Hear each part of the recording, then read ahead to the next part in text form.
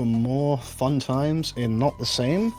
Before I go any further, we've got a few donations that have come in to quickly read out. So, we have the entire Bobble League crew.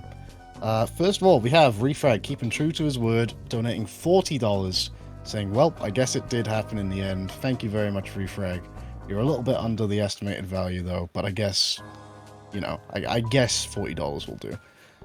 We have myself, Tethys, donating $20, saying, Refrag took the fattest L so we could take the most scrumptious W. Bless his soul. And then we have Sliconker, donating $10, saying, Bidge Bumpture. So thank you everybody who's chipped in so far. We have officially passed $600, which is ridiculous. It's absolutely ridiculous. I can't even believe I'm saying that, but thank you so much to everybody. But let's not dilly-dally any longer, because we've got a fantastic run coming up, one which I know this person, a good friend of mine, has been putting a lot of work into, and has been very excited to show us off. We've got Link's Awakening with Bluegh1. Let's get right into it. Good luck to the gamers.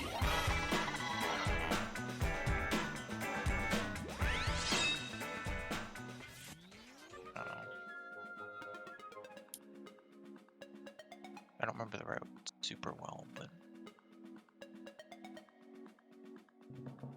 Alright, are we live? Yeah, I think we are. Alright, hello everyone. Welcome to Link's Awakening 100%.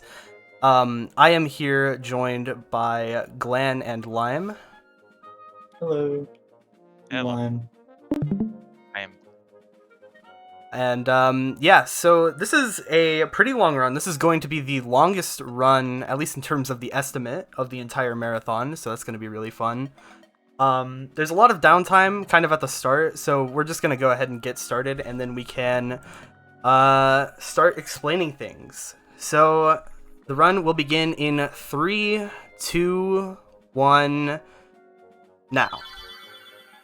Alright, so Alright. the first question that people might be having in their minds is what counts as 100%? Would one of you care to explain that?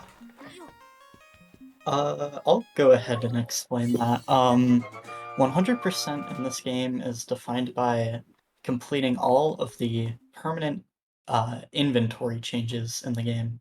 So it's based on your main inventory, so we don't collect all dungeon items, but everything that can be viewable in our inventory, such as all the items, all heart pieces, all chamber stones, all secret seashells, and all dungeon keys, and all upgrades are required.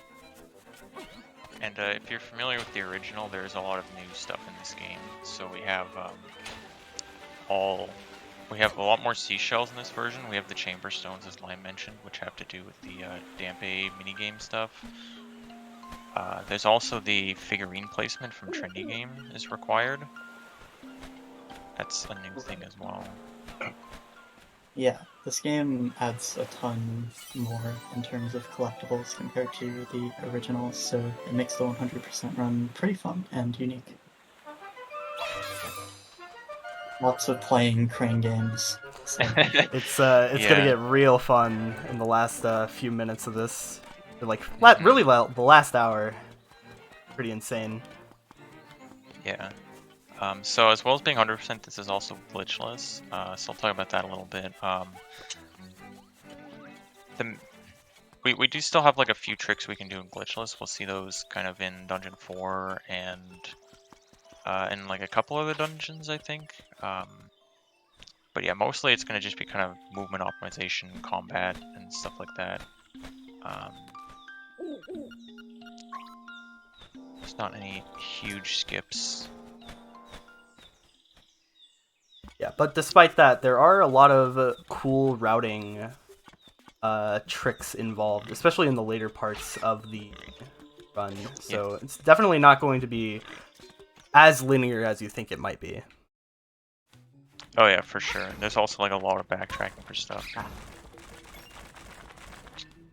So at the beginning, we just kind of have to do like this little intro section where you go through the woods and get the key for the first dungeon and all that stuff. once we end up going back to town, we'll start collecting some of the stuff we need for 100%. But we're also going to see something pretty soon here. Blue's going to grab a 50 rupee chest here, and 100% rupee routing is really important. We have to get a lot of things that cost a lot of money and also play like a lot of mini games and stuff. So we're going to get most of the rupee chests that are in our path, but we're also going to hopefully, towards the end of the run, we're going to hopefully get enough money from Dampe. So we're going to hope the money route works out.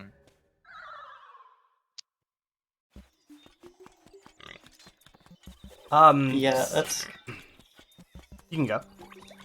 Oh, okay. Yeah, I was gonna say that a big part of optimizing 100% runs in this game is adapting to what different repeat RNG you get. So as you get better and more confident with certain minigames, you can start to cut out certain chests that you might not need normally. Yeah, especially with the trendy game, because trendy Right. game costs 10 rupees to play, and it's really janky in this version of the game. So like, you can just have a lot of failed attempts, and you can easily use like 50 or more extra rupees on that. And if you haven't routed that in, then you're kind of screwed. Then there's also the rapids race towards the end that costs 100 rupees to play, and if you fail an attempt at that, like it's really bad. No. I'm gonna play Oh, say no. this. Okay. Yeah. Making use of a nice little what's the word I'm looking for here? I don't know. There's a nice feature in this game where if you are low on hearts, like at beeping hearts, then a lot of things will have a massively increased drop rate for hearts. This way, you know, you can just get 2 hearts out of those bushes there. Yeah, there's not a Yeah, huge it risk of goes- dying in this game. However, now would be a good time to mention that for every death in this run, I will be donating $5 to Extra Life. So Every death? every death, Yeah, including intentional everyone. ones. How many? Who knows? Yeah. So we're all gonna be preying on your downfall here. No one in chat can keep count of how many deaths. I just hope you don't die really soon. That would be really tragic. That would be really unfortunate. I Yeah. do think the early game is probably the most likely time for you to die, especially in a glitchless run. Yeah, I mean, you only Around have like 3 color hearts. dungeon, it gets to be a little tough. Yeah. I have actually died in Color Dungeon twice.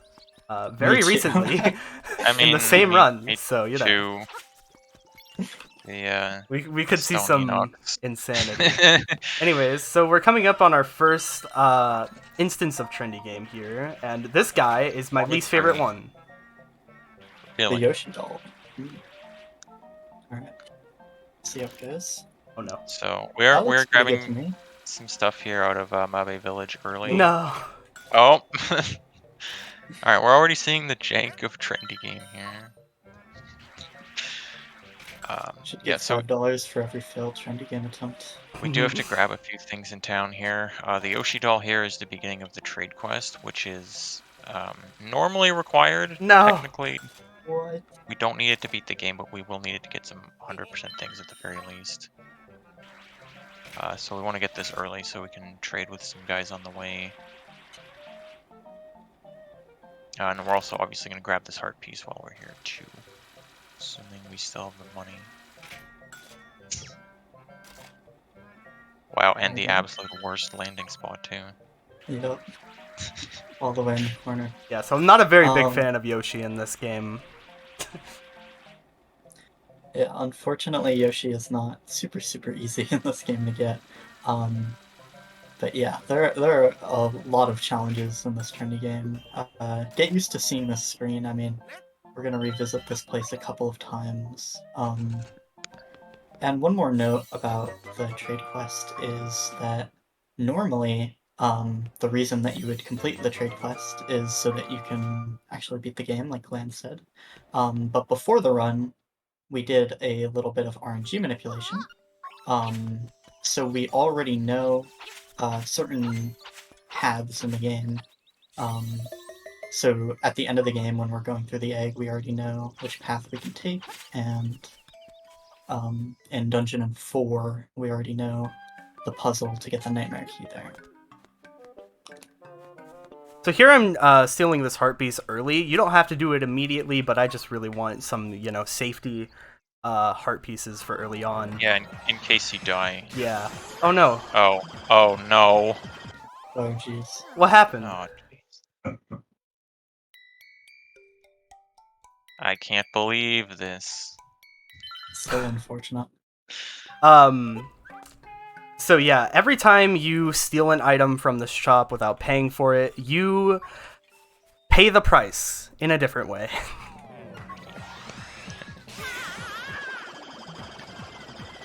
And it just so happens that the price is always death. The ultimate price. Surely we won't be stealing that much stuff. Yeah. Yeah. Yeah. No one enjoys it. We do the shop visit earlier in 100% versus any percent runs because we want to have the shovel early. We have to dig up a lot of seashells. So we want to get the shovel as early as possible. Is the main thing here. Yeah, the shovel is honestly probably one of the more used items in the game. There's one item that it definitely is more used than. I think it's pretty funny. We'll get to that later, though. But here's the first instance of it actually getting used. Already digging. Nice dig before talk, optimal. I learned that from live. Nice, thanks. I learned that from, I think, Samurai Man way back in the day. Oh, nice. I think I figured it out on my own. Nice. Alright, so, it just occurred to me that we never really explained why the game is in German. That is, I mean, obviously it's the fastest language, but, there's a lot of forced dialogue in this game, like a lot. And German just so happens to have the least amount of text boxes for said forced dialogue, so it saves in 100% probably over a minute, right? I'm not actually sure what the exact number is for 100%. I think it's actually probably similar. It's like probably 55 seconds, if I had to throw out a ballpark guess, because I think it's 40 seconds to 90%. The biggest time save is after every dungeon. There's like this long cutscene where the windfish talks to you. And in most languages, it's 2 text boxes there, so you have to go through like 2 transitions, but in German it's just 1. So you save like a significant amount of seconds after every dungeon by playing in German. And then also, all the miscellaneous dialogue options are faster too.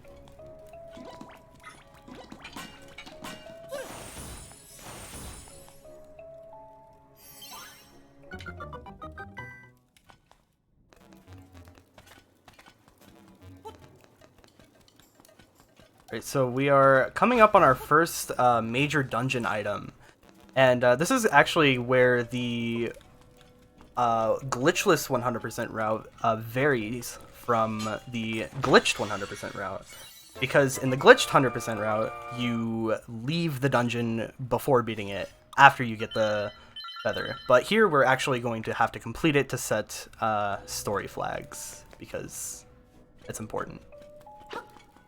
Yeah, in the glitch speedrun of this game...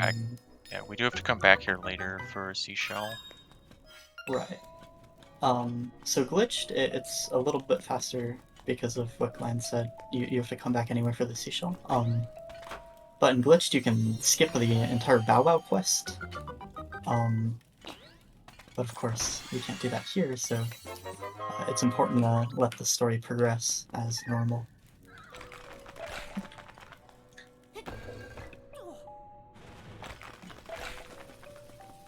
It's very unfortunate because in the glitch version of this, you come back here after you've gotten the Pegasus boots, so this dungeon is very fast. Yeah. But here, we just kind of have to walk for a bit, because you don't get the Pegasus boots until the 3rd dungeon of the game.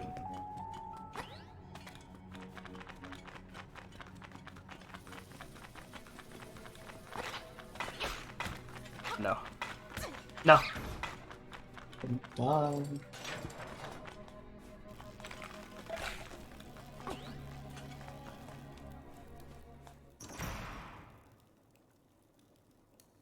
I'm like thinking of all the places where you might possibly die. And Right preparing here. myself mentally for it. Yeah, Muldoon is incoming. Who is trickier than you may seem at first. It is a lot easier in the Switch version, because I believe these cracked tiles are just straight up pits in the Yeah, they Game are. Boy version of the game. They are indeed. This fight is pretty straightforward. You just want to spin attack his tail twice. And if you are able to have consistent movement and getting the first hit, you can use a cue in the music to know when he's going to open up again. Which helps. But he's pretty straightforward. Even though he Yeah, trolls as using long diamonds. as right, yeah. As long as you don't get like really unlucky, for the most part, it's a pretty simple fight. But you can get stuck with your sword out, and Moldorm will just keep pushing on you until you fall into a pit, or if you didn't grab the fairy, then taking one hit of damage would have knocked you out, because Moldorm does a whole heart. A very silly boss, but luckily we never have to see him again. Ever. Yep, totally. Now be a good time to drop a quick donation. Yeah, sure, go ahead. So we have $15 from Poker Powers coming in, saying if you PB, I'll double my donation. Winky face. Don't get owned by Trendy Game. So you know what you gotta do. Right, the stakes are high. Yep, the pressure's on.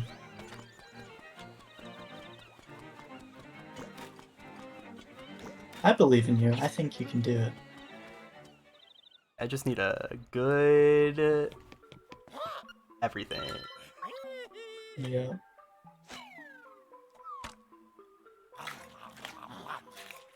So, I'm going out of my way to talk to this,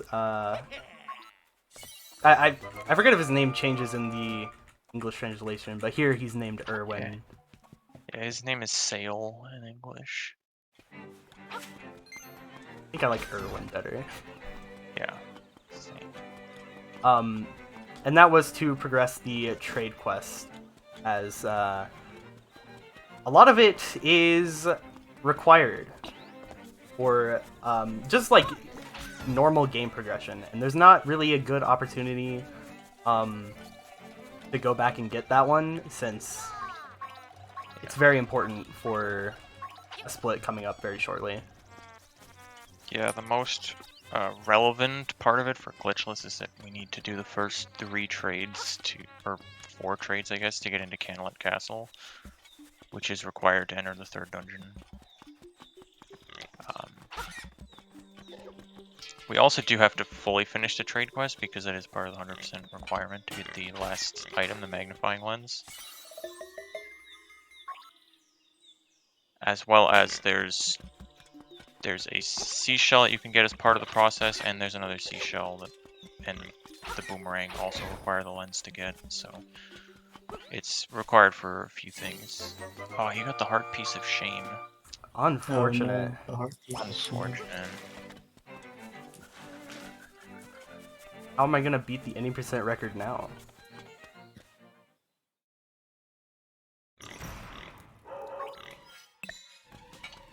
So here, we're gonna get to a very annoying part of the early game. Probably probably the worst part of the early game, I would say.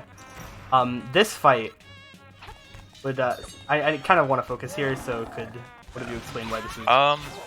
Yeah, this fight's a little tricky. So you can actually one cycle in there, but it requires fairly precise timing on the slashes. You can't just mash, because you kind of have to hit him like right as he becomes vulnerable again. Like, so we start off and with also a not immediately. double spin hit. So there's this mechanic in this game where if you do a spin attack and like the enemy is kind of near where Link is holding his hand with the sword in it, then it hits that enemy twice. So we end up starting off with that to hit him twice with that, and then he needs 4 slashes. I and will if you say for go ahead. missing the one cycle, that wasn't too bad.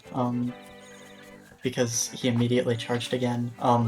Sometimes what can happen is Moblin King will charge at you, but then fake you out, and then just like back off and do like this infinite loop of fake charges, and it can be very frustrating to deal with. Yeah, you can lose so much time if you mess it up. Oh no. That didn't happen. Kind of like launch. Alright, so Another awful part of the game, using Bow Wow. yeah, so Bow Wow here needs to eat these flowers in order to allow me to enter the second dungeon of the game. The unfortunate part about that is that Bow Wow has a mind of his own and sometimes does not want to eat. Yeah. Yep. That was This room is also Terrible. rough sometimes. yeah. These two guys moving completely randomly, and ideally you just do one spin to kill both. But it really depends what RNG you get. It's hard to react and figure out what to do.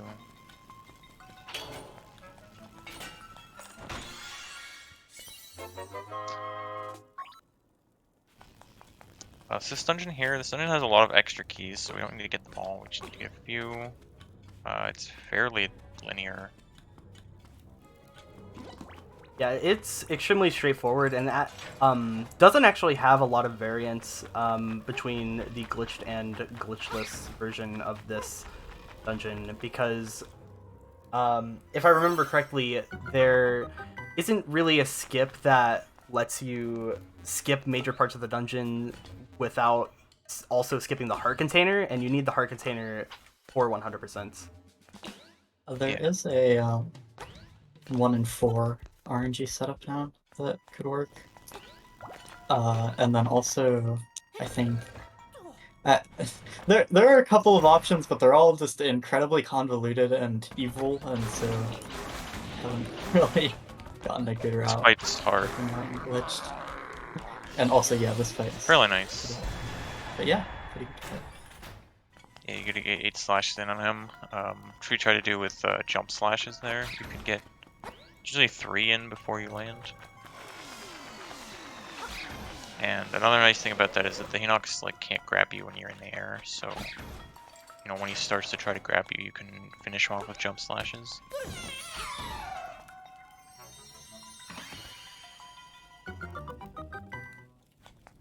Okay, so here's the dungeon item for this one. It is the power bracelet, which allows us to pick up these pots. In fact, I'm getting this because of Trendy Game. Yeah, that's smart. That's fair. Usually Yoshi does not take You 2 did tries. fail it a lot. It's,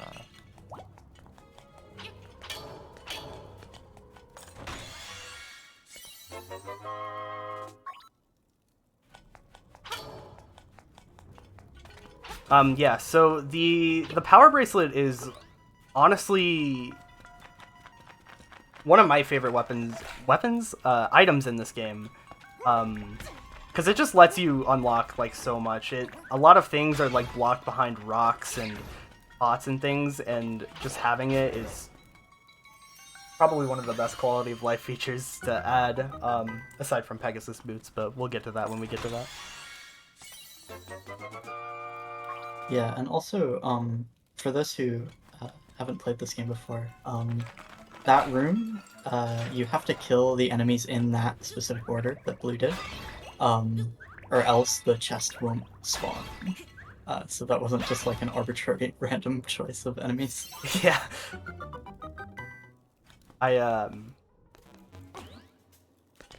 You know, most people would think that killing the keys first is always best, but as it turns out, not the case. You're not allowed. Not allowed. No fun allowed indeed too. I do like this dungeon though. Here's a very, very tiny skip. Yeah, you can do a little jump there. So And Link, now auto scroller boss. yeah. So when Link gets on a ledge, there's a window of time where he is still able to walk.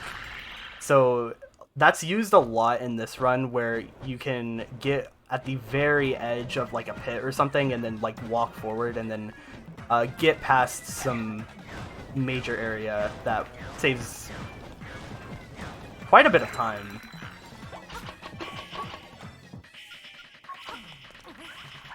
Yeah, this boss is basically an auto scroller. We just have to wait out these 3 cycles at first.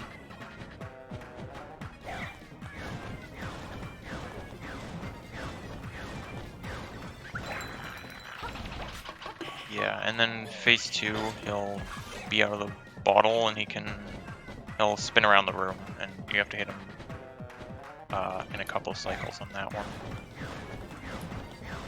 And that's basically it. But the cool thing about the second phase is that it's actually random how long it takes for him to stop. So not only is this an auto scroller, it also has RNG. It's really great. So here I'm gonna do kind of like a safety thing. I'm gonna get hit by this fireball first before attacking him. And that was to make sure that I don't accidentally get hit. There we go. While trying to set up for the boss kill.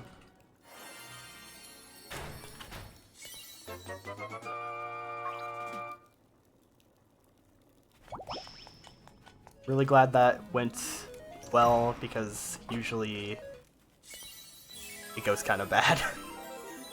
Yeah, the genie can be a little bit annoying. It's very rough when you're trying to, do a top level glitchless run and he just wastes like 8 seconds to RNG. It's really cool. Right. Definitely never Yeah. happened to me before. Yeah, that's one of the interesting things about Glitchless is it's super execution based, but also there are like a ton of things that can just randomly affect you. So you have to have this sort of mental fortitude. Yeah. So there we get to do like a cool little thing.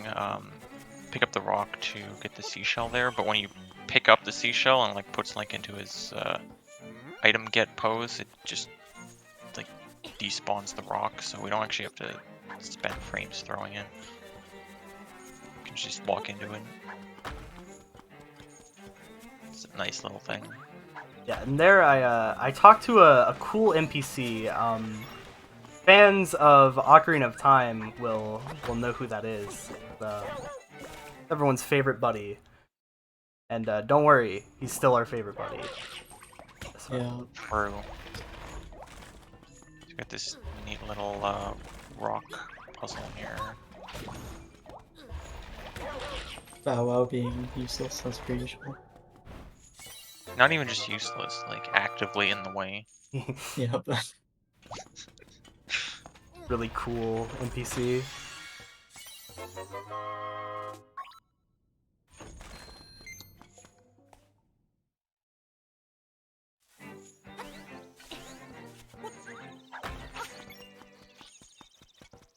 So now we have to go bring Bow Wow back home.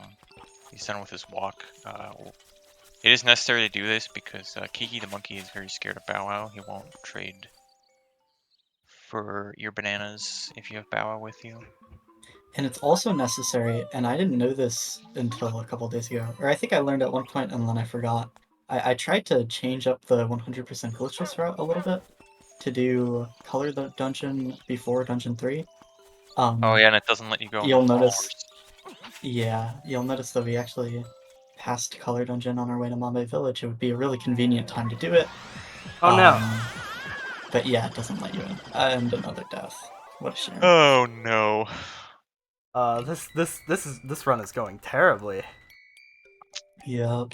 3 whole So many deaths. deaths. Yeah, but we do need to re-enter the shop here to buy bombs and arrows because they are very good in this game, as they usually Yeah. are. Yeah, bombs are also not. You can't buy them until after you get the conch horn from Dungeon 2. So that's also a change from the original. But, yeah, so we kind of have to make this trip to the shop here. So we need Here's a lot of another bombs in this run, instance of like avoiding especially in falling. 100%.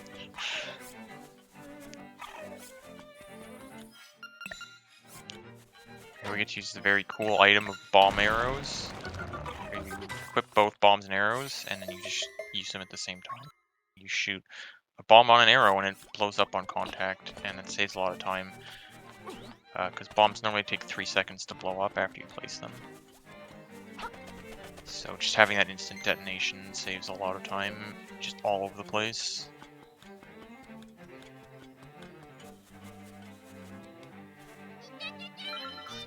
Yeah, so here's why we needed to get the bananas. Because we needed this bridge to be built. Otherwise, we are completely unable to enter this castle. This is not a castle that you ever enter in, I believe, any of the glitch categories. Yep. Yeah, you don't need to go in here even in glitched 100%. This is the most underrated part of the game. There's some Hmm. really cool strats here.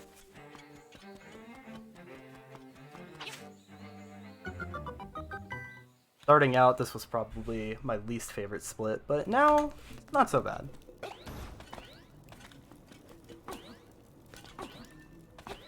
It's one of my favorite in Glitchless, any percent at least. It's I'm not very a big fan of difficult, it. but it's Oh no. it feels very rewarding to do quickly. So basically we have to go find the 5 golden leaves at this castle. They're pretty much all being held by various enemies. See that bird there. That bird can be a jerk if you hit him slightly wrong. Yeah, The sometimes bomb arrow explosion is like, it's just barely big enough to reach the bird on top of the tree. So sometimes you just get owned. sometimes Doesn't the hit the bird. golden leaf can spawn out of bounds, and then you have to leave and come back. Otherwise, luckily it puts the leaf back on the ground. You don't have to waste another bomb and arrow to kill it again, but it's still pretty massive time loss.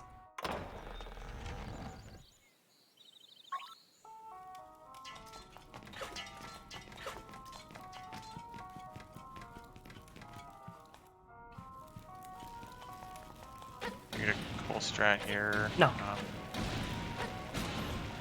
That's fine. That's fine. It's 100%. We'll hit more.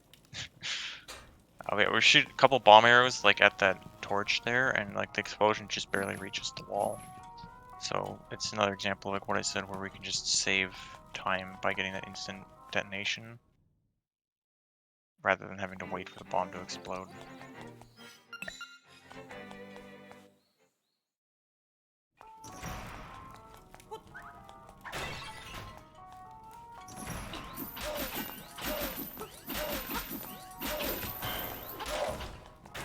Alright, pretty good.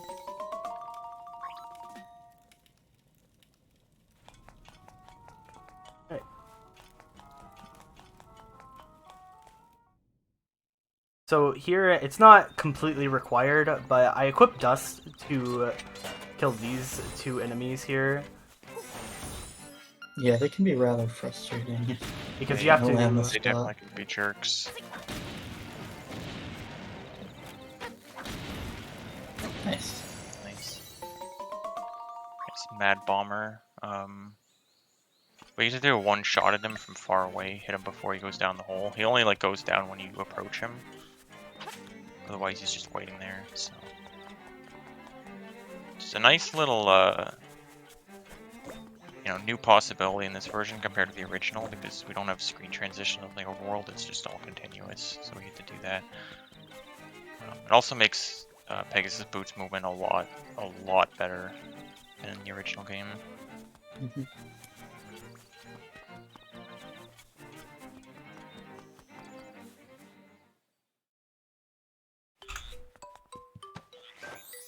Frog House. This is the best house in the game. So sad that you only get to see it this one time. It's true. Bye, frogs. Yeah, there's a lot of other amazing rooms that we'll see throughout this run. Yeah, that's kind of one of the great parts about 100% is you get to see all the funny little parts of this game that you might not otherwise. Except we still don't get to see Luigi. True. Very unfortunate. No. Yeah, Bottle Field is deceptively difficult, especially getting this heart piece. We're gonna actually kind of cheat it a little bit by doing what we mentioned earlier. Where you can kind of walk at the edge of a pit a bit. Okay, that was really good. Yeah. That's a hard thing to do. Yeah. What he did there was like just landed on the edge and grabbed the heart piece before being like enough solidly on the ground that it reset his spawn point. Yeah, getting it first try is pretty impressive. I also noticed that you actually only broke one vertical row of the grass blocks. Normally I try to like break both, and so it gives it a little bit more leniency. But I mean, you got it even at like the super tight point, so that's cool. Yeah, I just kind of I always had done it with just breaking the one, so I kind of just got used to it doing it that way. And you saw there, I actually, I don't see a lot of people do this. All 2 people that I've seen run 100% of this game, but I slashed to destroy the grass that the heart piece was sitting on, so that way Link could easily stand on it. Yeah, I never really thought of that because normally slashing actually makes your jump distance slightly shorter. But knocking out the grass, I guess, overrides that, as we just saw. So it's pretty That was a neat. very clean first room there. The RNG at the room is hell. This Oh, yeah. dungeon overall just has a lot of It's- silly rooms. It's a Yeah. disaster, especially in There's Glitchless. a lot of RNG in this dungeon. Yeah, so the name of this dungeon is Key Cavern, and you'll be seeing why it's called that throughout this run, because you're going to be seeing a lot of keys. A lot of keys. This dungeon has 9 keys. We only need to get 5. First, you have to kind of get through that basement room, the 4-way room, and then after that, you are supposed to find another 4. Basically, all the other 4 that are available to get through this middle section that we can see to the right now. So here's the Dongo Snakes fight. This is one of 2 of these fights that we're gonna see. Basically, you just have to feed them 3 bombs each, and after they eat a bomb, they move 4 times before they can eat another. And they move kind of randomly. Usually they prefer to go straight, then turn unless they have to. Fairly clean. Yeah, that was pretty good. Ideally, you get an RNG there that lets you end near the door, but I mean, it's up to them. Alright, so here's the best item in the game. For the past 30 minutes, we've been walking extremely slowly everywhere, but now we just unlocked the Pegasus boots, where holding L allows us to do a extremely quick dash. So we'll be using that a lot.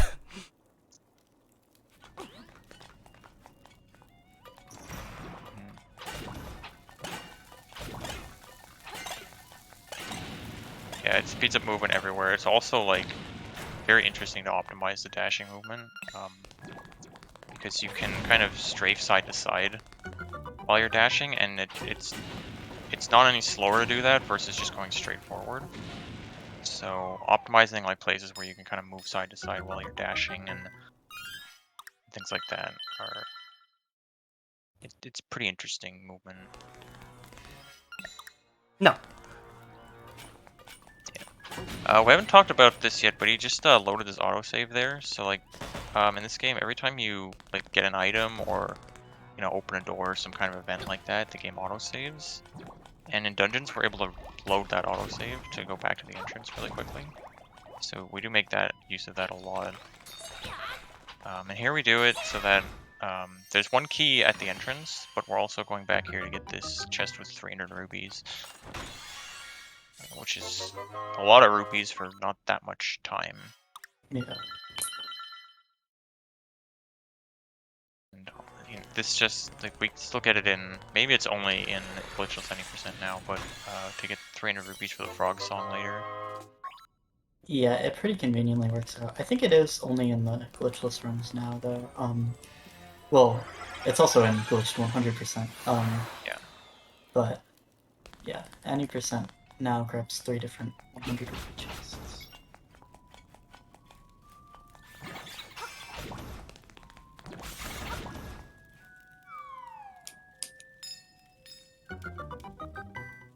Alright, so now we have 4 keys, which is conveniently enough to get to the boss room now. So we no longer have to care about going out of our way to grab anything extra, and we can just head towards the end of the dungeon. We can just say hi to another one of our friends here. The surprised Thwomp. Oh god. He was not expecting that.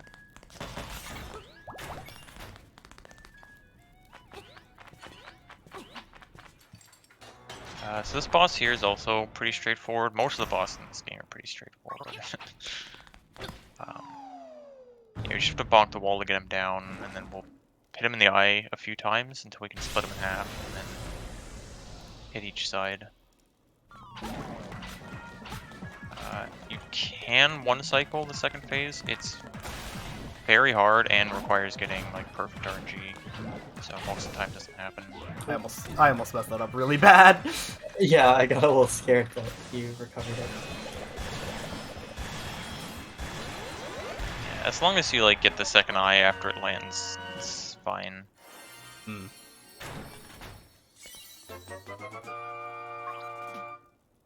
That's dungeon 3, all done. Now, if I remember correctly, we do some overworld collection here. But next we're going to be heading to Colored Dungeon ultimately, which is an optional dungeon that we only see in 100% runs. I guess the new all dungeons run, but...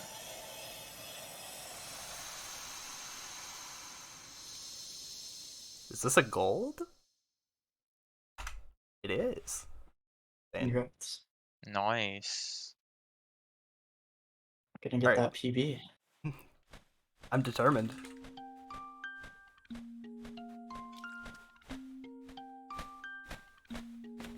Alright, so, yeah, as mentioned just earlier, before going to our next dungeon, there is going to be quite a bit of 100% collecting right now, starting with this seashell. We're gonna be going to a lot of heart pieces and seashells for the So next. we get to do a little really bits. cool one as well. About a minute or so.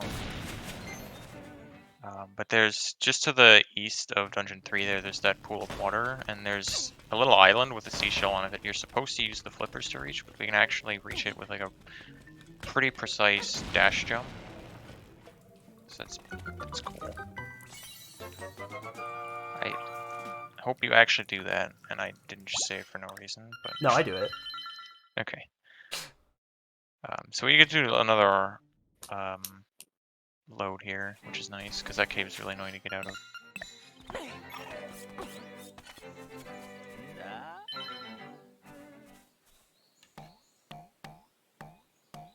Alright, so this is another part of the trade quest. We are grabbing the honeycomb, or I guess it's the beehive. Yeah, I think it's called the honeycomb. It is. Oniguab.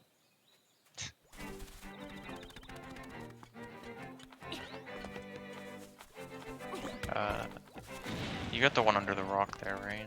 I did. First pass? Okay. So here, very nice. You kind of just have to like put Link like, barely hanging onto the ground, and then you can jump around these rocks. Ah, It's the one jump of the is interesting parts. pretty tight. Yeah. I have lost a run here once. Yeah, it can troll you. Link's collision is like capsule shaped, like a pill. So he kind of like gets lower as you edge near the water.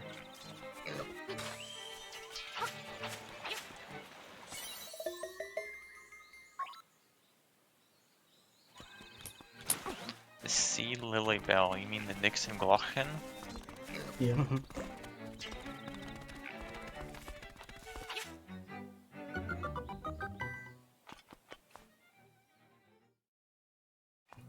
Alright, we're about to head into,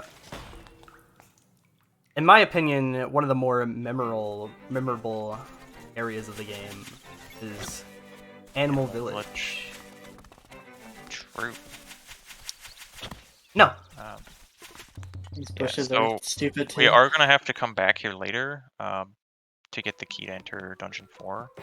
So we're gonna set up a war point here, but we're also gonna trade for the pineapple here, which is one of two triggers that gets Marin onto the beach to have the date with her, which we need to do before coming here to get the key. So it's most convenient to come here like right after Dungeon 3.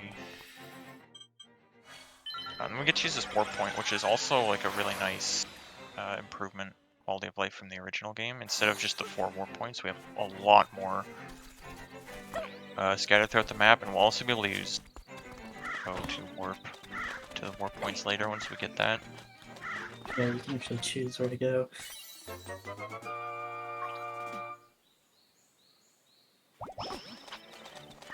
Sometimes these crows can troll you. Yeah.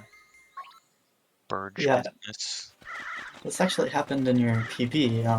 There's Oh, yeah. actually an unintentional glitch you can get, where if you get damaged while a new heart container is still forming, you can get this weird, like, Oh, yeah. white heart glitch.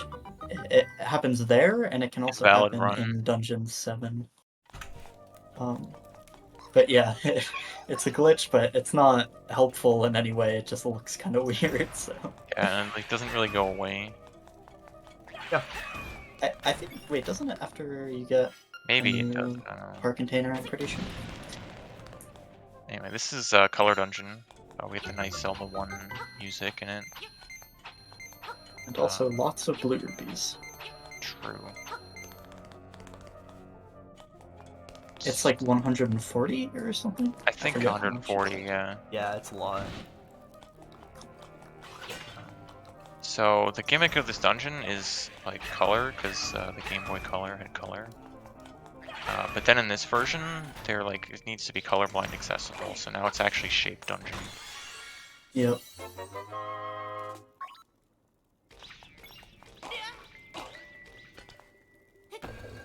Oh, and that's another interesting quirk of these bounty pads is you don't have to actually be fully dashing in order to get the super long jump.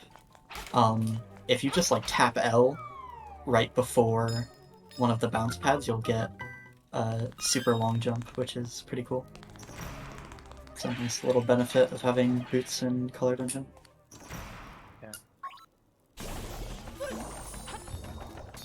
The boss Buzz Blob here. You pretty much just hit him with powder and sword a few times and he's dead. Yeah. Ideally you get double spin hits like I mentioned earlier. But it's kind of hard to do that.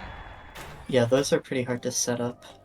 There's a setup to get a one cycle with those double spin slashes, but It's, you have to stand in like really precise spots and time Yeah. things. Yeah, I haven't bothered to learn the spots. Yeah, I haven't either, honestly. it's worth it. It's I would it's one recommend of those bosses that like once like you kind of slip up, it can be really hard to get back under control. That's true. Same with this boss that we're about to see. True. Speaking of, this is a legitimate death risk. Yep. This is, I think, you called are the a full Stone Hinox, but he's like clearly made of wood, so I don't actually Yeah. know. That is This definitely guy's different. really janky. He kind of does these like jumps that stun you if you're on the ground. So you want to jump like at the same time and spin him. But like sometimes the rocks just fall on you or they hit your. You can't spin them. And that was pretty clean. Yeah, that was not bad. This boss can go really bad.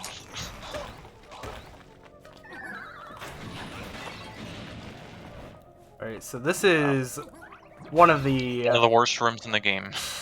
more, you know, memorable rooms. Oh no. Too bad though, actually. But actually, Oh! wow. Gaming? There you That go. was gaming. That was almost definitely gaming. amazing. I think that was a great recovery. Like, it started out a little bit strange, but the way you finished it was really, really good. Honestly, that is not how I thought that interacted would go. Very, very hard puzzle. Just hit the Oh, middle yeah. part to the sides. I honestly got lucky in figuring that out.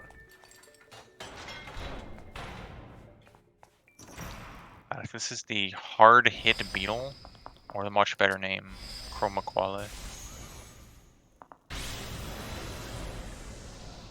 But ironically, it is very easy to hit him. True, except when it's not. Kind of just hit him a bunch of times. There's like a couple small strats to make it a little faster, but Yeah, the strats, the quick kills in this fight are mostly RNG based on what pattern or cycle Yeah. you get.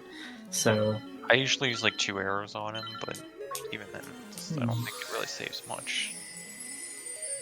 So here we're getting the red tunic. We will not be seeing the blue tunic in this because this dungeon is only one or the other tunic upgrade. And red gives you more damage, so we need that one. More damage good. yeah, it's not like the original games. I think in the original games, the speedrun, it's actually only slightly slower to pick blue tunic. But in this game, if you pick blue tunic, you're probably losing around like 5-ish minutes. I know they usually take blue tunic in LADX runs. Yeah. I forget why. I think there are I think it benefits just- to both or something. I think it just doesn't really matter much to get the attack. Yeah. And the blue is safer.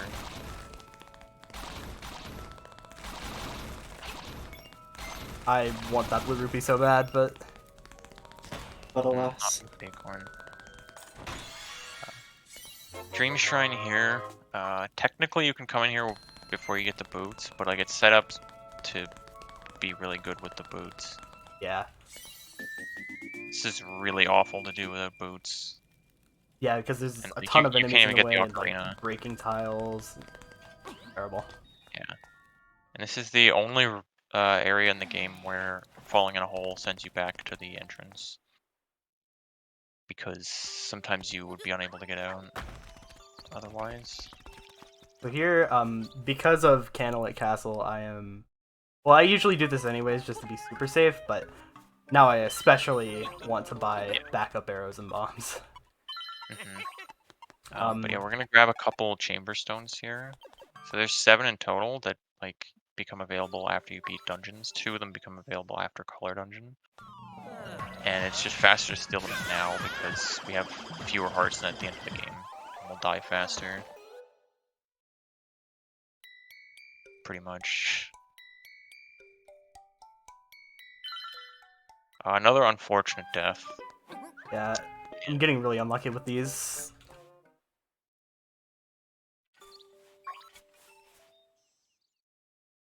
So here you don't technically have to re-enter here, but I do anyways because the next opportunity to enter the shop is going to be at the very end of the run where we have 1,000,000 hearts, and it's faster to take the death now than later.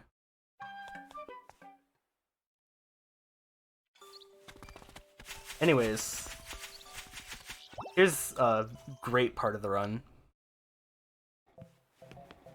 True. Yeah, so now we're gonna get a seashell. And this is the absolute worst item to grab. The funny thing about the seashell is that it's smaller than the gap between the crane arms, so even if you grab it perfectly, it just flies out. Ooh, Oh! first try! Unless it falls down kind of in the opposite direction like that. That's so lucky. And the second one here, you would have to try to fail. Yeah.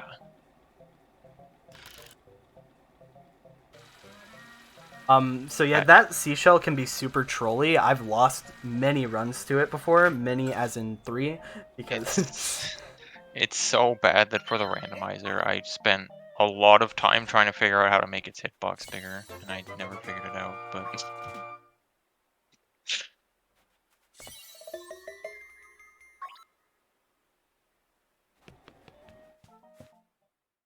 I'm very glad that that went well because yeah. that was part of the factoring that went into what made my estimate 12 minutes slower than my actual PB. There's another part later on, but So there, we placed the Chow Chow figurine that we just got. That's kind of a new side quest, sort of, introduced by the trendy game here, that you win a bunch of figurines, and the figurines are all like Mario characters that appeared in this game. And you just like place them all over town, and you can't get the next one until you place the previous one, and you have to get them all to get a chamber stone. So there's no real way around that not being part of 100%. We do require placing them all just because it's pretty much just placing the last one at that point. You might as well properly complete it. It'd be so Takes unsatisfying. like 15 seconds, like... Yeah, but here, here's that re-enter to the first dungeon that we mentioned way back at the start of the run to get that one shell, and then we leave. Yeah, it's behind a bomb wall, and we can't get bombs until after we beat the second dungeon, so... No. Kind of unfortunate change from the original, where like you can get bombs, so you can actually get that on the first visit. I don't know if they just like didn't think that through, or if that was intended. I don't know. I totally messed my whips up there, but Cute date time.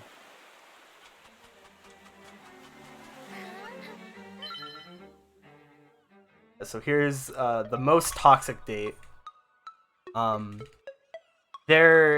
This is a very long cutscene where halfway through, Marin asks if you are listening to her. And it's very easy to accidentally say no. That loses a lot of time. Aside from that, this is a very cute cutscene.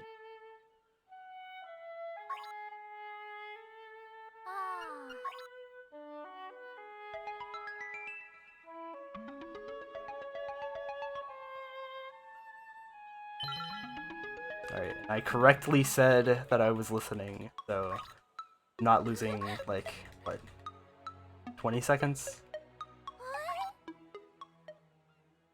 Around that ballpark.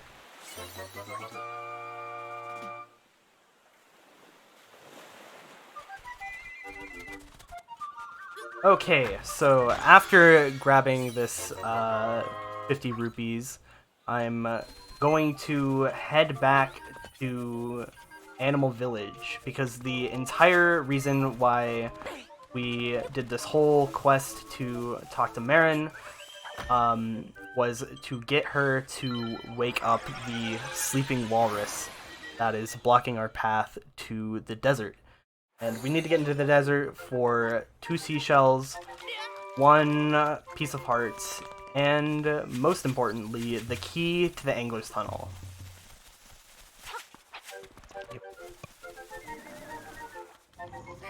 So we get a nice little cute cutscene here.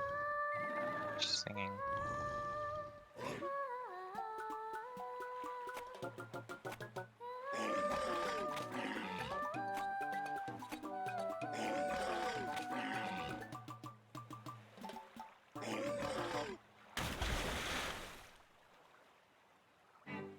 Alright, now to get the key, we have to fight Landmola. And Landmola is kind of an interesting fight. He dies to 4 arrows or 4 bomb arrows, and ideally we can get that in 1 cycle. It's kind of difficult. And also depends on what RNG you get. He can appear kind of anywhere out of the ground and go back anywhere out of the ground. Got Yeah. 2 hits That there. was kind of unfortunate. But one nice thing with using bomb arrow Oh, is, like, not only is it more lenient in that, like, exactly dead, but the explosion also goes down into the ground, so we still hit him after he goes underneath the ground a bit. Oh, you fell down. Oh no. Oh no, what am I gonna no. do? I can't get the So key now. unlucky. That's a big time loss, man. Yeah, That's okay. unlucky. really don't want to be It- down here. That's Yeah, like somewhat of an inside joke, because in the original notes for 100%, like, back when I first started running this game, the original Glitchless said, don't let the key drop or else it'll be huge time loss. And so I always believed that. Because it was just part of the notes back in the day.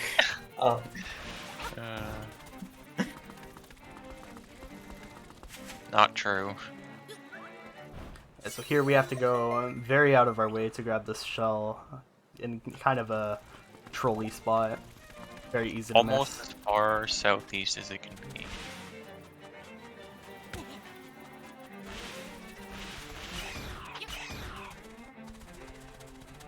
But yeah, there are some things in this game that just like barely don't work out. Like if we were able to do Dungeon 4 before this whole desert quest, and the desert quest, you know, unlocked some other dungeon, then we would be able to use Mambo's Mambo to leave the desert and To leave that'd caves, be- yeah. save a lot of... That's a really nice thing too. I think you can't do in the original, but Mambo lets you warp out of caves. Yeah. Right. So I think if you had Mambo early, you would actually start in the very southeast and then end in Yeah. the Harpies Cave. Mhm.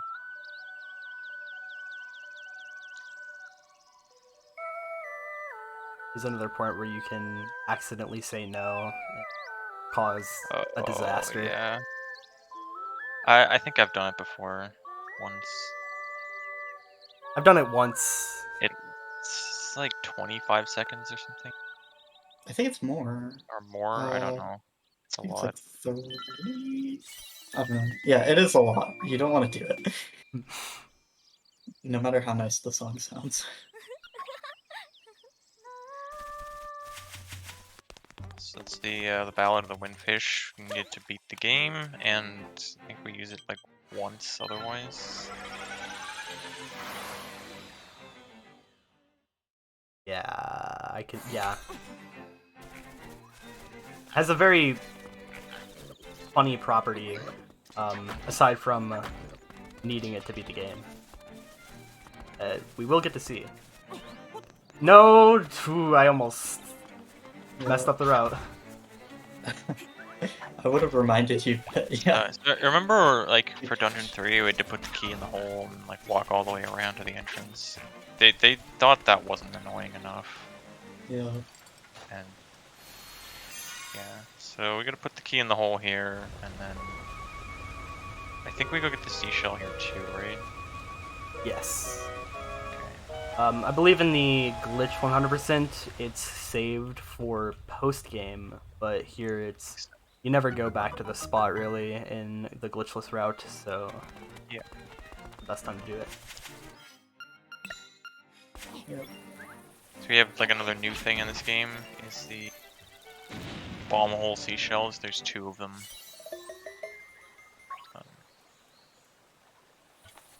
You end up getting like a little bit of funky movement here because like actually optimal to walk through the tall grass with the bomb because the fuse doesn't count down while you're holding it. So there's no real point. It doesn't even matter if you're walking slow in the grass because you still have to wait for it to blow up.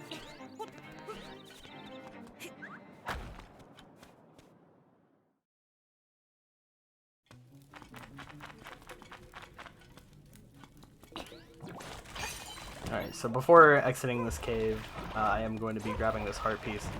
This isn't my last opportunity to grab this, but you might as well. More health Yeah. early is nice. Plus, there's... It's not like other Zelda hundos where like you will have to die so you delay hard pieces and stuff. Like we want to have health as early as we can get in because it's only just a nice safety. Because in most cases in this game, dying is not ideal. In dungeons, yeah, on the overworld, you end up just spawning like right in the same spot you died, which is kind of funny. But in this case, for this run, dying is ideal for everything except my wallet. True. Yeah. Here's another part of the trade quest. You have to feed this guy. This guy is strong, man. He just ripped that pineapple in half with his bare hands. Even though he said he's stranded up here and he's weak and hungry, he still managed to do that. So, Imagine him at full power.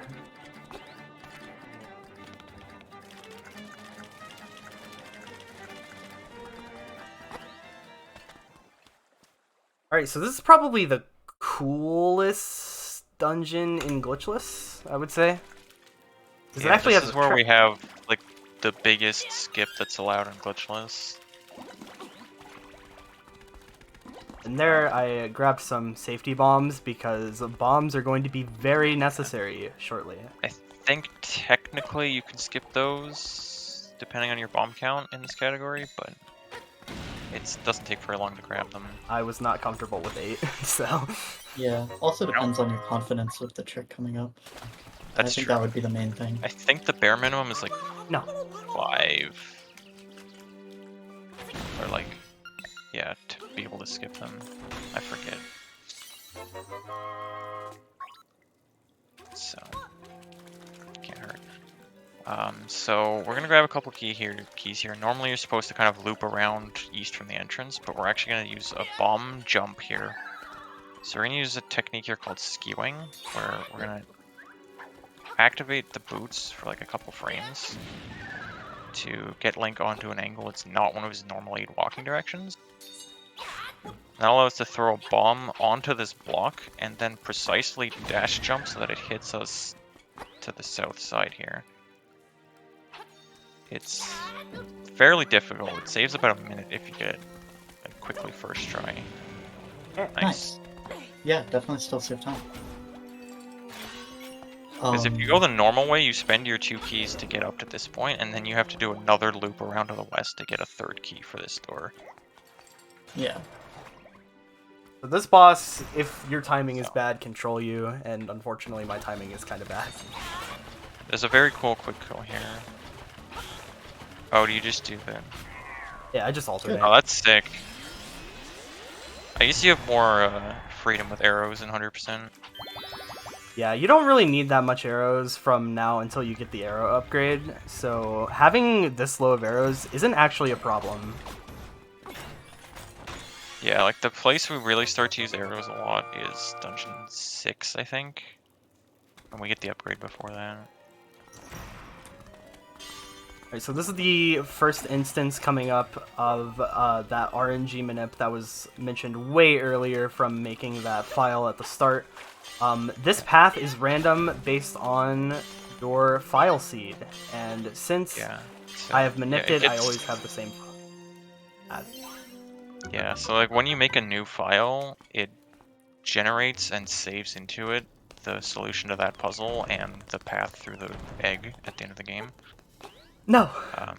So by using an Oh, this RNG guy. manipulation, on like just based on like powering on the switch, we can make a new file with good patterns saved, and then just keep running on that new file forever. Because like even though it'll like be in the menu as a new file, it actually has that data saved into it still. And nothing in the game overwrites the save unless you man. It's really nice like that. Shoutouts to autosave. Honestly, one of the best features in video game history. Yeah. Even then, we could just like save to a different file, and I mean we do towards the end of this run, because to do post game you have to save after beating Nightmare. So Angler, you pretty much just hit him in his light bulb a few times. Kind of an interesting quirk with the red tunic is that when you have it, your spins and slashes do the same damage, so we can still do some spins here because you can get double hits with it fairly easily, which is nice. Like a lot of times, especially with Angler, you can double hit and then it stuns him and stuff, but once he's stunned, you can kind of just like spam slashes and things like that. Spins can still be helpful in some ways because another helps you property position the of fish. the red tunic is like it massively increases the knockback from your sword, which can be really annoying sometimes actually. Mhm. Like you may have noticed it already, like if Blue like dashes through enemies or something, they just go flying.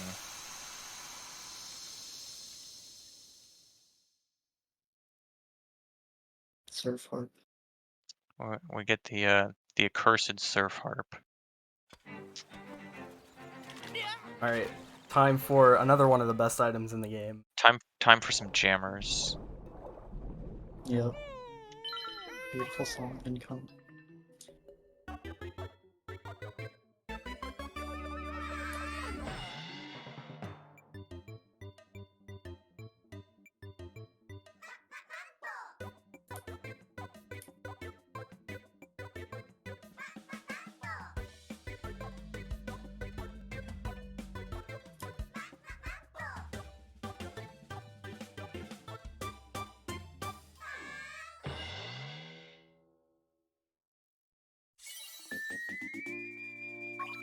Nice. So coming up here, we have some routing that's very unique to 100% runs. Normally in any percent runs, we beat the 4th dungeon last, so that we can basically route it to avoid having the ghost follow us. And the ghost has this very slow quest that it forces you to do before entering other dungeons. You have to like take him to his house and let him visit it and stuff, and then go to his grave. But we actually have to do it 100% because when you take him to his grave, he gives you a bottle. So we don't have much choice. But normally the ghost only starts following you when you go south enough on the overworld. So on any percent, we're actually able to completely skip it because the Windfish's Egg is at the northernmost part of the game. So normally in that case, we would be doing Dungeon 4 in 2 trips. So Dungeon 4 in 1 trip is percent exclusive as well. I kind of forgot about that text box. Yeah, I mean, I Yeah. would too. I haven't done this in a long time. If you can land the jump before the text box, it's good to charge the dash there, but you can also just like walk.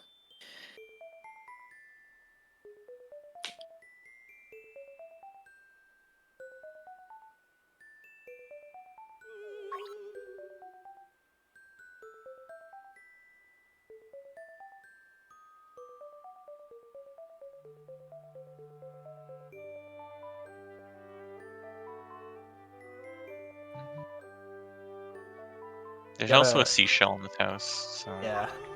So after you see this very somber cutscene, you have to just smash his stuff. nostalgia, nostalgia. It's quite the emotional roller coaster on this run. You know, you jam out to fish, you get sad for ghosts, you fall in love. Pretty insane. A lot of things happen. No. Bonk on trees. That's the worst of it. Yeah, so we get a little bit of overworld collection here. We're gonna grab a few seashells, and then we go through this cave here to get to the first Mad Batter cave. There's 3 Mad Batters, and they each upgrade one of your capacities for powder, bombs, or arrows. And you actually get to choose, which is not something I knew until I started speedrunning this. But he comes and asks you, like, do you want to upgrade your powder? And if you say no, then he lets you choose something else. Yeah. The technical order is magic dust, then bombs, then arrows, but what we want is bombs, then arrows, then dust. Yeah. We want bombs now because the next dungeon we're doing is Dungeon 5, where we have to fight Master Stalfos 4 times, which takes 3 bombs each. Uses a lot of bombs. I'm going to be very sure that I say no here. Okay. Yeah, that can just kill your run. So the problem is you can't just load save if you mess that up because it autosaves immediately after you get the item. So if you say no, or if you accidentally upgrade the wrong thing, you actually do just lose your run. You could probably, like, close the game mid-cutscene. If you remember to do that. Yeah, I mean, there are ways to recover it, but yeah, you could close your game mid-cutscene. There's also, like, some slow bomb pickups in D5 to continue, but... Yeah, like, it's possible to... Right, the other, I think I remember, like, what happened to me once is there's a weird quirk with the bat is that if you have 0 of the item, you continue to have 0. But if you have any number of it that's not 0, then it fills you up to 60. Which is there because, like, if you don't have bombs, say, and you choose to upgrade your bombs, then they don't want to give you bombs, right? They want to keep you not having bombs. But, like, it doesn't matter if you found them before and they have 0 now. You still just have 0.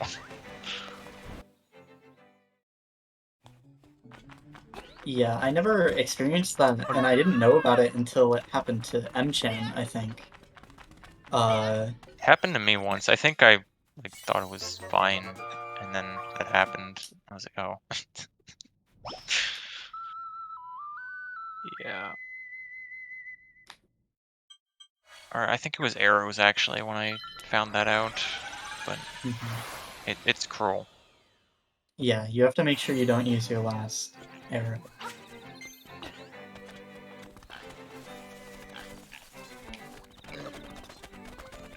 Alright, so we are going to go to the 5th dungeon of the game very, very shortly, but before that we do have to make a short detour to grab some seashells. Oh no. No! Dungeon 5 is the worst dungeon in the game. Well, so that's fun. It's so bad. I go between hating it and D2 the most a lot.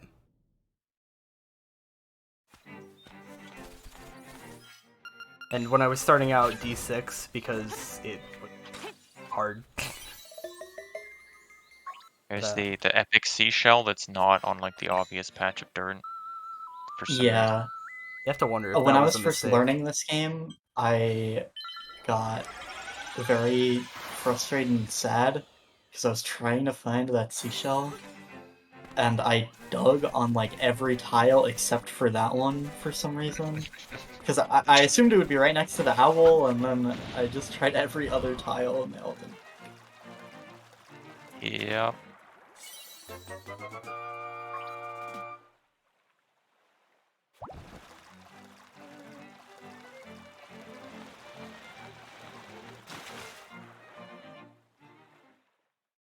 A quick swim through this cave. This Link can little breathe underwater, don't worry about it. little hallway is actually kind of annoying because you can get caught on the ceiling and you can actually go. Sucks. Yeah.